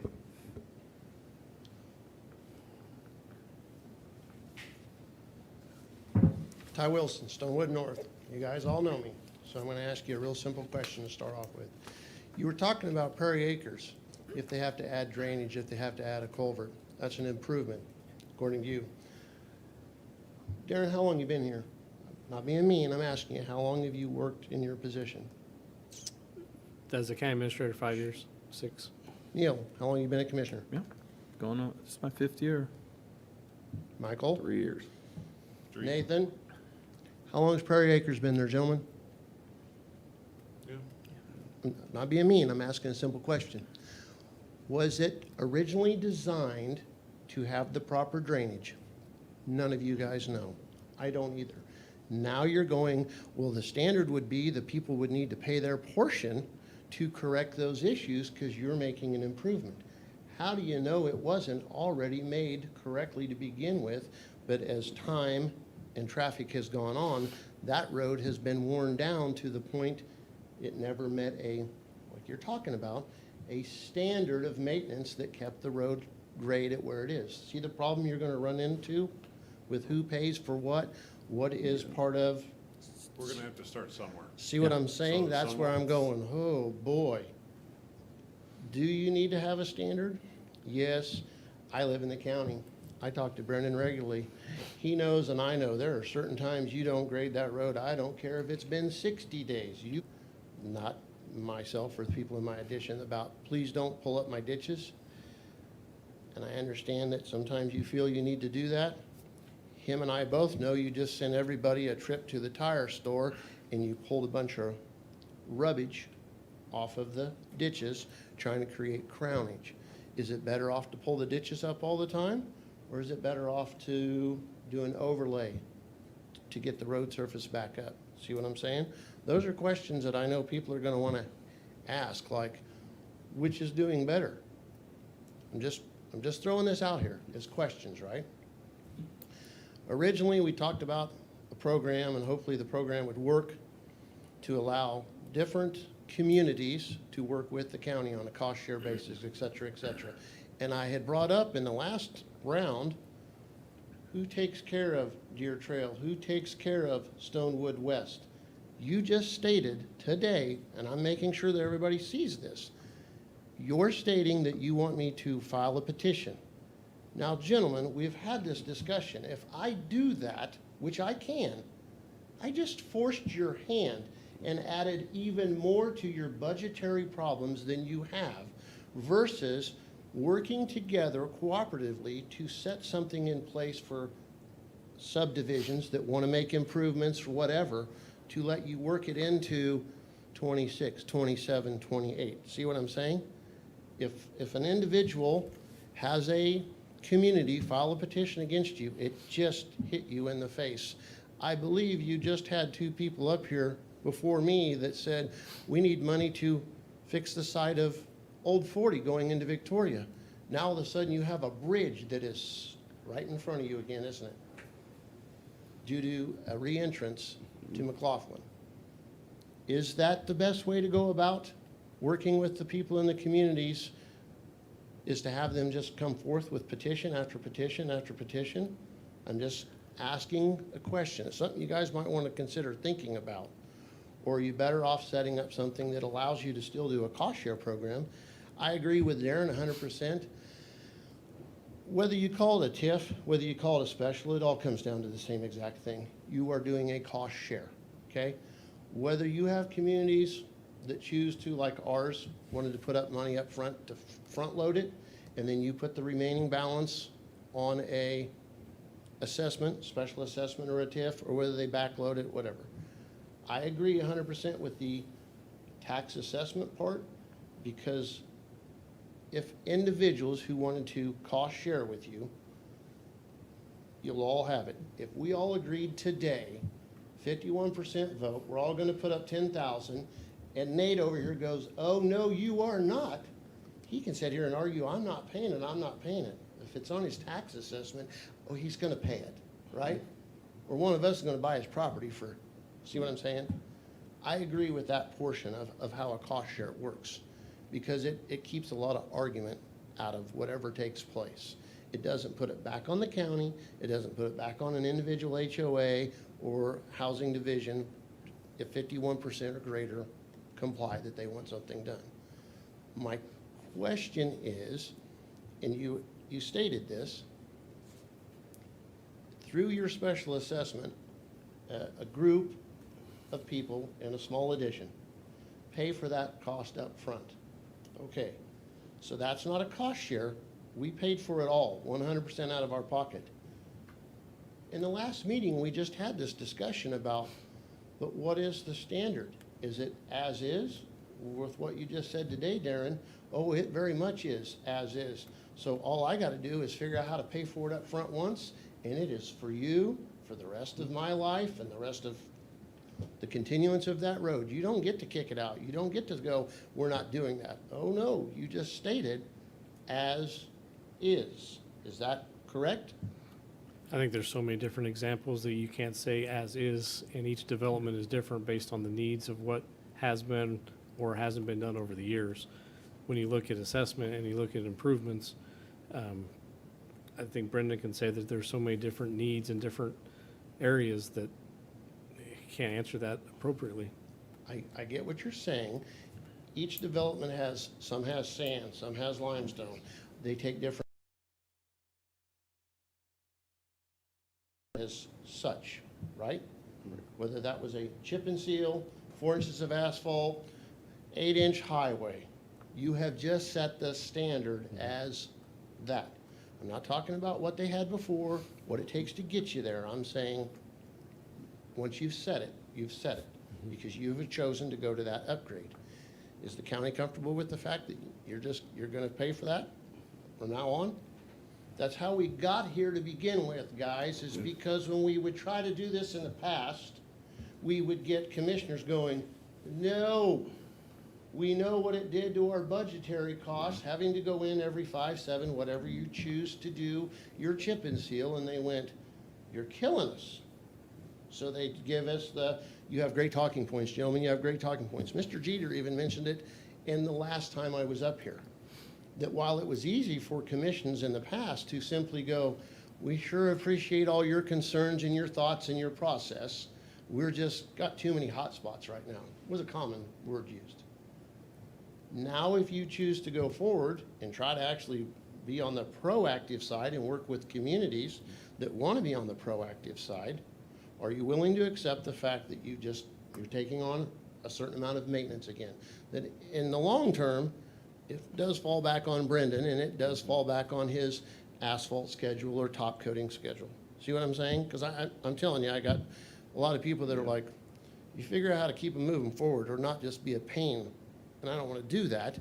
I would rather we were all able to work together on a long-term plan for smaller communities that want an improvement than to sit here and go, oh, I can be here next week with a petition. It's always going to fall back on if you hard surface, it's always going to fall back on the county at some point, because even if the county says, we're going to take care of it, but the homeowners also change over time in history. They do. And so you could say, well, we create this program so that way they're always helping pay some of it, cost sharing it. But as the homeowners change over time too, 13 years from now, your division could be all different. And they could come up and say, we are not cost sharing any longer either. It is on the county. Well, So you're always gonna have is it us or them to combat with? And there's no way to sit here today saying, we're gonna set this in place and that, yeah, county commissions have set it in place before, but we can't hold future commissions liable for what I get we're that. trying to accomplish. I'm But, just saying, yeah. I think that's I where mean- it comes back to, if we can get some minimal maintenance standard practices put together and adopted by the commission, that way there's at least some footing for Brendan and everybody to fall back on and say, okay, yeah, we're not treating every 7 years. We said we'd do it every 7, and we're obviously not holding up. You're not holding it. and I get there's different roads that will take different treatments. Some roads could go as much as 10 years without any maintenance. Some roads due to traffic count. You guys fight Yeah. this every day. It's all about traffic count and traffic load as to what it's costing you to maintain. So your standard is gonna have to have a lot of variables in it, because are you doing the standard of a minimum maintenance road across the board? You wouldn't have a subdivision 1 that wasn't in here every week going, oh boy, it's just due to traffic count, right? I'm simply stating that, as he was saying, originally, I believe counties did a TIF, tax improvement form, is how the last 2 were done. Yeah. He is Those are simply special stating. assessments. Huh? They're not TIFs. With Ellis County doesn't have any TIFs. We've only done special assessments in the resolutions. I'll email them to you after the meeting day, so you actually Sure. have the process. And your previous question about how to maintain those standards, I know you have concerns about what may have happened with past commissioners, but we got to start somewhere. And if we do, with your instance of taking a sand road to an asphalt, maintaining them afterwards, until 2022, this commission, in prior years, there was never an asphalt maintenance plan. So now that we have an asphalt maintenance plan, so if that development went to asphalt, in previous years, there was, okay, well, I wouldn't say it just gets forgot about, but there wasn't a plan on how often something would get done. Now it's published, it's approved every year, and we have, and you'll see the last couple of years that are on here, the last 3 as well as the next 7, every single asphalt road. So if say your development were to choose to go to an asphalt road and that assessment was done because that's an improvement, it would go onto this plan, so that way, this is 25, in 2032, it would then be listed on here that says, here's our plan, and this kind of helps, I know that this isn't my belief to the commission, but what they have stated is it's gonna hold themselves accountable, as well as hopefully the future commission that says, hey, there's a plan, this is what's being done, so that way they can also hold our Public Works Department accountable that says, here's what we need to be done, but he can also communicate back to the commission that knows these are the miles of roads of either being overlaid or sealed or rocked, whatever, and that way the funding can be there as well. So that, none of that's actually been done in the past, so it's a Or- good improvement. Or, like I stated earlier, if your development, we've got a 7-year plan, if your development wants 5 years, okay, well then, that assessment could be assessed as such, because the 5-year would be an improvement over the 7. So there is a way to increase that. I'm not gonna disagree with that, but I'm gonna tell you this much. And everybody wants to point toward asphalt versus auto seal versus concrete. I really don't care about what any individual community chooses. The whole point was everybody was like, why do we have no options? All we get is talk. Why do we have no options? That's what got this whole mess started, and it will get escalated if something doesn't change. I'm telling you. Well, that's why, But my we've directed question is Brendan over the this. next 60 days to get us all our subdivisions and then say, this one's sand, this one's gravel, this is this. So that way we can set that base, and then he's gonna tell us, here's recommendations as far as options, so we can give those options. But as far as like, Nathan, you're saying, well, our assessment says every 7 years you need another chip and seal because you guys chose to go to asphalt. That actually falls on you guys because You're maintaining it as is, because a group of people, I would hope it would go every 7 years or 5 or whatever that assessment has to be set at. It was built to your standards. Does that, see what I'm saying? It's one thing when, and you guys ran into this, not so much you, past commissions have, everybody knows this. Brendan's been up here and he's argued it over and over. A developer comes in, he builds it to the lowest, cheapest absolute he can get you guys to sign off on, and then when it goes south, you hold the, you just had to come out and redo ours. Because it, after 10 years and that much traffic and that many new homes, it can't hold it, right? i.e., you guys paid for that on our behalf to get it fixed up. Now, I'll go back to your Prairie Acres and your drainage and whatnot. When it was originally built, was it built to design to hold all that right off the get-go, but over time and over years, was it not ever designed for the amount of homes that's currently in there? Or has the road deteriorated? Because none of us know that answer, right? So who technically is on the hook for those repairs? That's what I'm getting at. No different than, I'm gonna answer that question. Manager, all the little subdivisions. All of you guys are in the same boat. Okay, they didn't build them all in one day. All of a sudden, one house was here, next one, this person done a little something different. Guess what? That changed the drainage. Was it the county's fault? No. Who developed it? We don't know that. We don't have that answer. It was just each individual house, and all of a sudden, now we got a water issue, or we got a road issue because of, hey, they added dirt so it wouldn't run to their house. Make sense? I get what It's you're also why saying, we're Neil, but not, that when was new also subdevelopments are accepted. being platted, we're not taking on their roads That's within right. them. Right, I'm That's just saying, part but of our- that's the problem with how, and this is what's gonna get you guys in a lot of your issues. You never had a standard of how the roads had to be built to a spec, right? But now you have a lot of these little additions that were always signed off on, and they didn't they might have met the specification of you this time, specification of you this time. Your two specifications didn't match. 20 years later, see where we're at? So how old are some of these subdivisions? Well, Prairie We- Acres we has have been to- out there 30 plus. Manager's the same way. You know? It's over that, and like I say, it's, You know, It all adds we up. can't go forward if we don't start. No, I'm, somewhere. I'm, So and we I'm have not to- saying you're not in the Right. right to try to figure something out. I'm saying that you're gonna have people, because I know, I go out and talk to them, that are gonna go, so are they gonna come out and fix our road? And all of a sudden, we find out we have an assessment placed against us? That is what I see people doing. Well, we can't place an assessment on anybody. no. I'm just That's why, simply I mean, asking. No. petition You know what I'm has saying? kind of a negative connotation, but it's not negative in this sense, is these are resolutions by those homeowners that would come to the county and say, we have agreed, and your HOA's already agreed that they would like to start up their thing. Sure. So you would use this resolution in a positive way to come to the county and say, hey, we're gonna put our dollars into this to get the So, improvement. If- So If that being the that's why case, we and have I to set the think it's good standard if we can first. reconvene in 60 days, figure out what you guys think is best, but if it's gonna come down to, I bring forth a petition, we don't care if the people in the city wanna argue against us or whatever, we can all argue back and forth as to what's good or bad, or whether that assessment is only placed toward the people within that addition, so that there is no confrontation as to who got on the tax roll to pay for it, right? There has to be something put in place that if, at least so for any community that wants to improve, options of what the county is willing to back for improvements, fair enough? Whether it be, I know Brendan's working on trying to get information for the auto seal, that'll probably take a year or so by the time some test plots and whatnot are done as to whether that's a feasible thing to use. There's always asphalt, it's almost as expensive as concrete now. My question is simply would be to create, if a petition comes forth, that petition, and this becomes a problem for commissioners, because you guys may not be here, okay, that has to go into a budget of 3 years down the road, right? For that petition.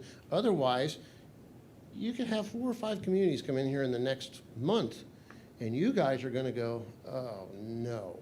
They can do that now anyway, Yeah, though. they That's can. the I thing. know. So it's- Well, they can, they've just never been, Yeah, the county's always been good about, these are great talking points, these are great talking points. Now that people know that if you just really want to go out to your neighbors and have them all sign a petition, you guys are gonna get it handed to you, and I'm trying not to be the guy that does that. It'd be a lot easier if we knew there was something in place that allows people to get to know that if you want to bring forth a petition for an improvement, the chances of that petition, or that petition has to go through a resolution that would put you in 28 budget cycle.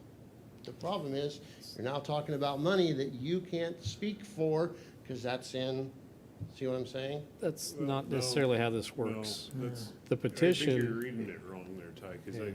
the petition comes in and they can petition for it to be done. The county can negotiate when that'll be done. So if you came in tomorrow with a petition, the county could say, okay, collect the funds. We're not gonna do the work until the funds are all in the account in 2030. And if But that's how it you would- guys want to would do be- it, It would have to be done. if that's how you want to do it, I'll, But I mean, it's. We're not saying that's how, that's why we're having these conversations, Right. but that that's- is the that's most, law, or the statute.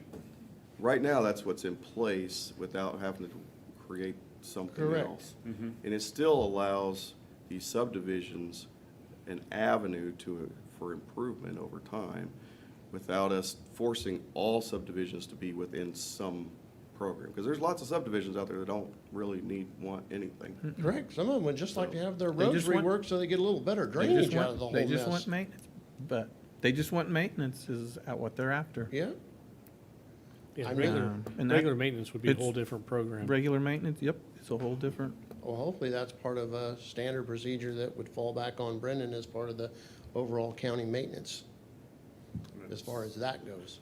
And that's And- what we've been trying to Yeah. address the past couple of years with increasing territories, increasing his budget lines, I mean, just trying. and Brandon is working on that, so. But It didn't, these developments didn't completely deteriorate overnight, obviously. No, no, no, Prairie Acres, no. so They're not gonna improve overnight either. No. But No. there are avenues, so. But I think we're all still working towards the same end goal, it's just a matter. I'm just trying to get some clarification, because I know what people are gonna ask me after what has been stated today about, so if they come fix our drainage, did that just cost us a bunch of money we didn't sign up for? I only know this because I've had people ask me before I So ever we even come- got into all I mean, it's already, I this. mean, it's fixed. We're not assessing anything. That's Yeah. kind of the thing. That's just general. That's part of our So- thing. so- We can't force an assessment on anybody. So we could come in, we could say, we are gonna pave your thing, but we can't force an assessment on you to do that. Well, you feel free to so- do that, and I'd say thank you. Right. I'm more than welcome So to pay my it seems fair ironic, share, you know, because that's you how would you more get than happy things to done. take a thing, but we can't force that assessment. So Sure. if we look at something and say, we are gonna do this improvement, or we're gonna pave it, or we're gonna put all new culverts in these, we can't force the homeowners an assessment to pay for that. It's, So I know for the people like that live within my addition, because I know, they would want to know straight up, if we decide to make this improvement, what time frame are we looking at? You don't have to answer that today, because you obviously just got hit with a lot of other issues. You're trying to figure out how to make the numbers fit in the slots right now.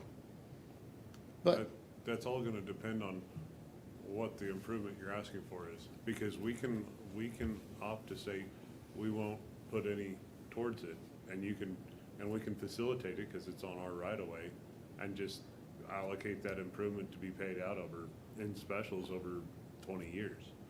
You know, so there's options, I mean, as discussed, there's options that are out there for how far we're willing to go and how much you're willing to pay. and I get that, I'm just saying, I get this asked all the time. Well, how long is it gonna take to get something done?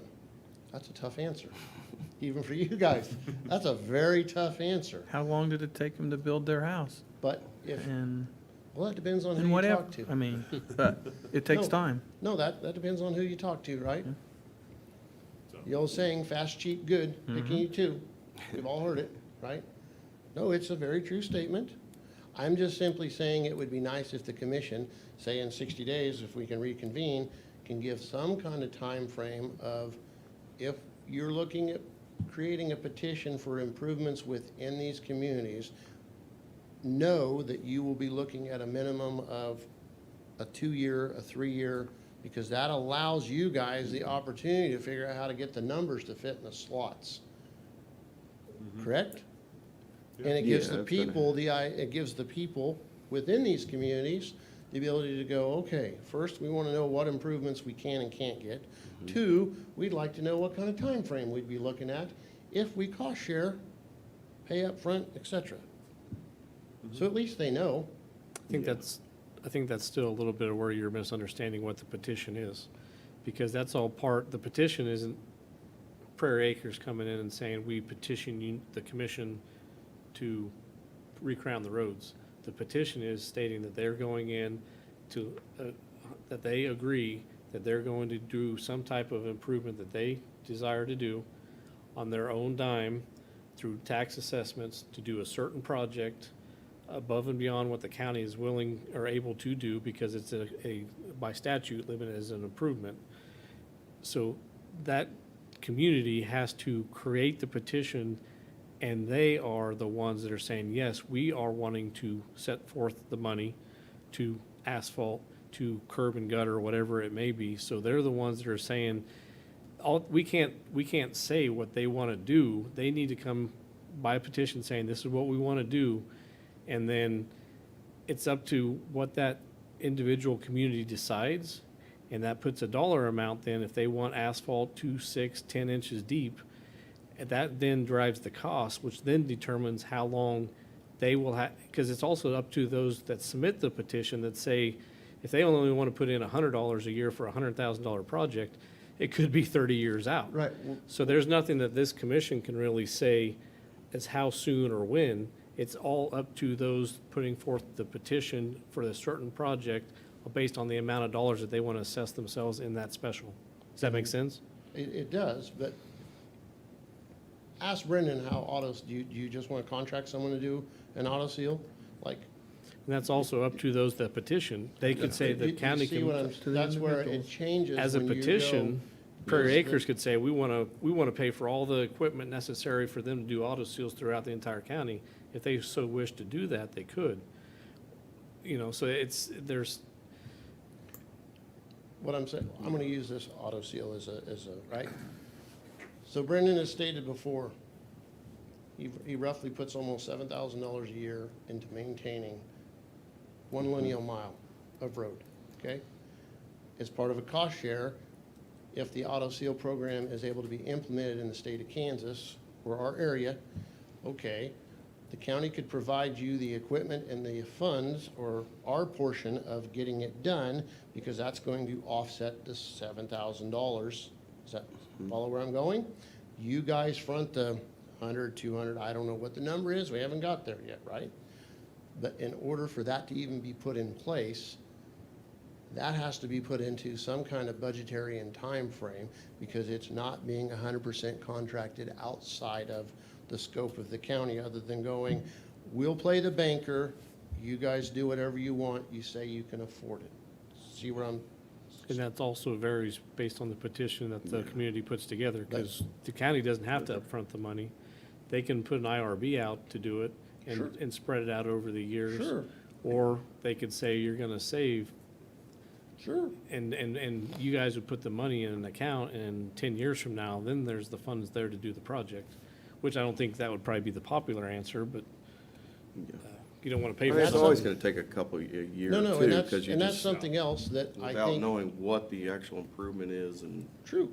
And that's something that I think a lot of people would also like to know, is that if you're looking at creating a better maintenance schedule and the option for people to improve their communities if they want, okay? I'm gonna say if they want, so everyone doesn't just assume we're all coming in here asking for 4 inches asphalt, or I need a superhighway. That's not how this, it always gets conveyed that way, and that's not right, okay?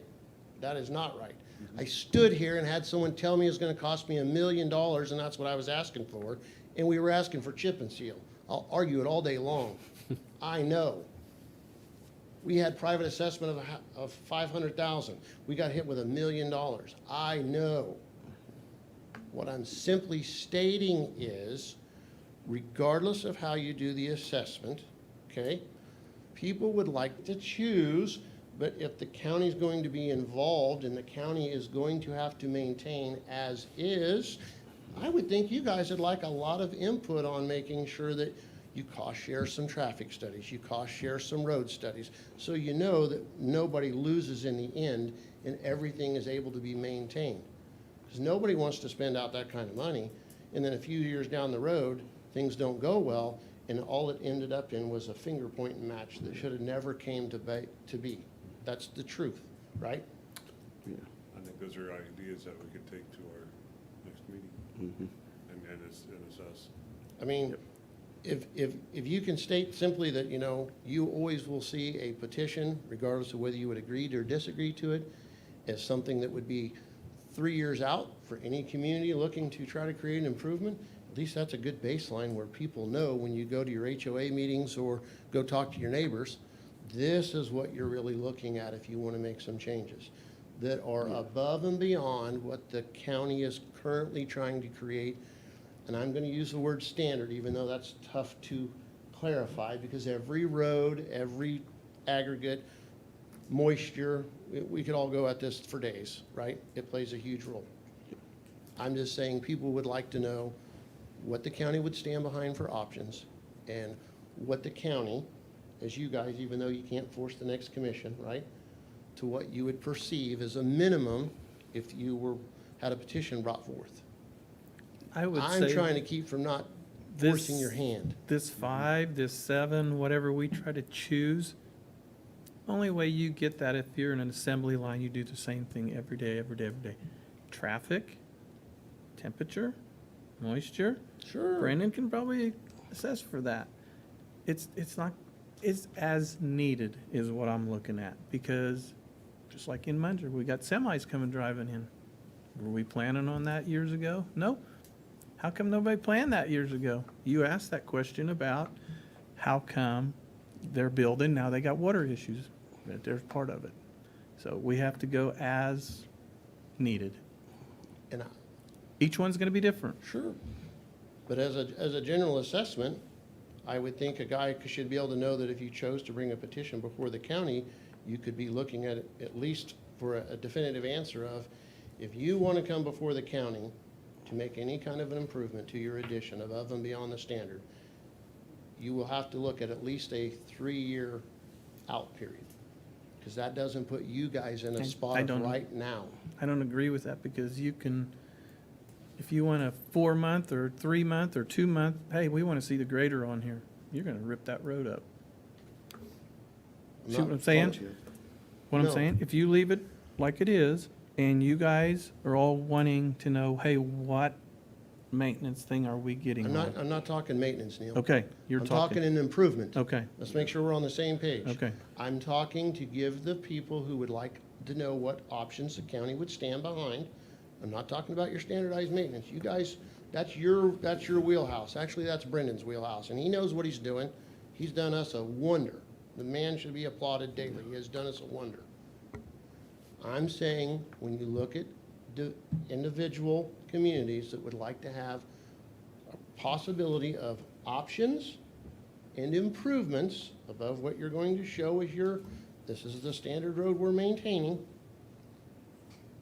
Right. What are you And looking we're- at? That's part of our 60-day, when we look at this, because this is what's set, and I already said that, this is what's been currently used, but we need to look at what modifications would we put, and that would be one of the modifications, is if we're gonna use this program, but in a newer way, How are we gonna yeah, make it what work is for it? us? Is it 3 years, 5 years, is it 1 year, it's whatever. So 'Cause I know- that, yeah, that's part of our next 60-day Well, like, conversation, when I was talking to Neil, so. well, first night I ever met you, we sat on the porch and talked. One of the things he used to that thing, have a chance to be driven on, let it go through some cycles before we make any improvement. I have conveyed that over and over and over to many people that government goes slow. I had asked before, I've asked each one of you guys before separately, you really want me to bring a petition? You know what I got from all 3 of you? Don't force my hand. Let us figure out a way to make sure our budget cycles are where we want them before you just do that to us. Because as you've seen, This, when I talked to you about that, that was prior to the legal counsel bringing up the statute of this is how to proceed. So with new information, we have to go forward with the new information that's already, some of the stuff that's already here in statute. But I agree with you, maybe we can discuss that in 60 days when we revisit the topic on time frame, timelines, different ideas on what we want to adapt going forward. I mean, because in my mind, it's not about trying to force your hand, even though, yes, the taxpayer can come forward and go, nope, we want to do this. It works way better if you guys are on the same page and you know what you're looking at in your budgetary cycles. It works out way better. Yeah. That works. Well, we'll set a 60-day here, and we'll come back and reconvene and talk through some more data that Brandon's gonna get for us. Perfect. Okay. I'm gonna Thanks. go. Okay, Have a thank good day, you. guys. Yep. And with that, Executive session. yeah, any county commission report before we go into executive session? I'll pass. You're gonna pass? Neil, any commission comments? I do. I did go to the mental health thing through the Mr. Gershner. You know, they got a fundraiser going on, and that was pretty neat. Everybody, I guess, needs to get involved in that because it's all about, you know, the mental health deal. I went to Hayes workshop. I did present the scholarships at Hayes High, and then I did go last Friday to the library in Hayes here. They remodeled the basement. They got a nice little thing down there, and people can go in and use that if needed, or if they have a meeting, they can do that. You have to work with Brandon there also. And then also congratulations to all the graduates. And as we were going to different graduation at individuals' house, we did stop at the Hot Rods and Hot Dog Car Show, which that was pretty neat to see the old vehicles up on 27th and Oak. And then we also, or I did, and the other commissioners did tour the Hayes High. And then I also did make it over to Waukegan, since it's our, you know, not governing, but joining county, and talked to some of them people. They had a Western Cooperative, had a annual meeting, and they were glad to see that, and there was a lot of our representatives there. So that went well. Everybody have a good Memorial Weekend and a safe one. That's all I got. Very good. Nathan? I appreciate my fellow commissioners going along on the road tour, and then also having a good conversation with the executive team at our county retreat here a little over a week ago. So thanks to everybody who was there and participated. I thought it was real good. As for me, I toured the new high school as it's going through its progress, so I appreciate the invite, and excited about that school opening up here. Then I went to City of Hayes Commission last week and City of Ellis Council last evening. So with that, that's all I have for reports, and we got an executive session. Okay, I move to the Board of County Commissioners recess to executive session for 30 minutes under the following exception to the Kansas Open Meeting Act, pursuant to non-elected personnel matter exception. The subject to be discussed during the executive session is a personal matter. Those attending, the Board of Commissioners and Mr. Darren Myers, and we will go until 12 o'clock. Second that. Okay, I got a motion and a second on the table. Any further questions? Nope. Comments? All those in favor say aye. Aye. No opposed, pass 3-0.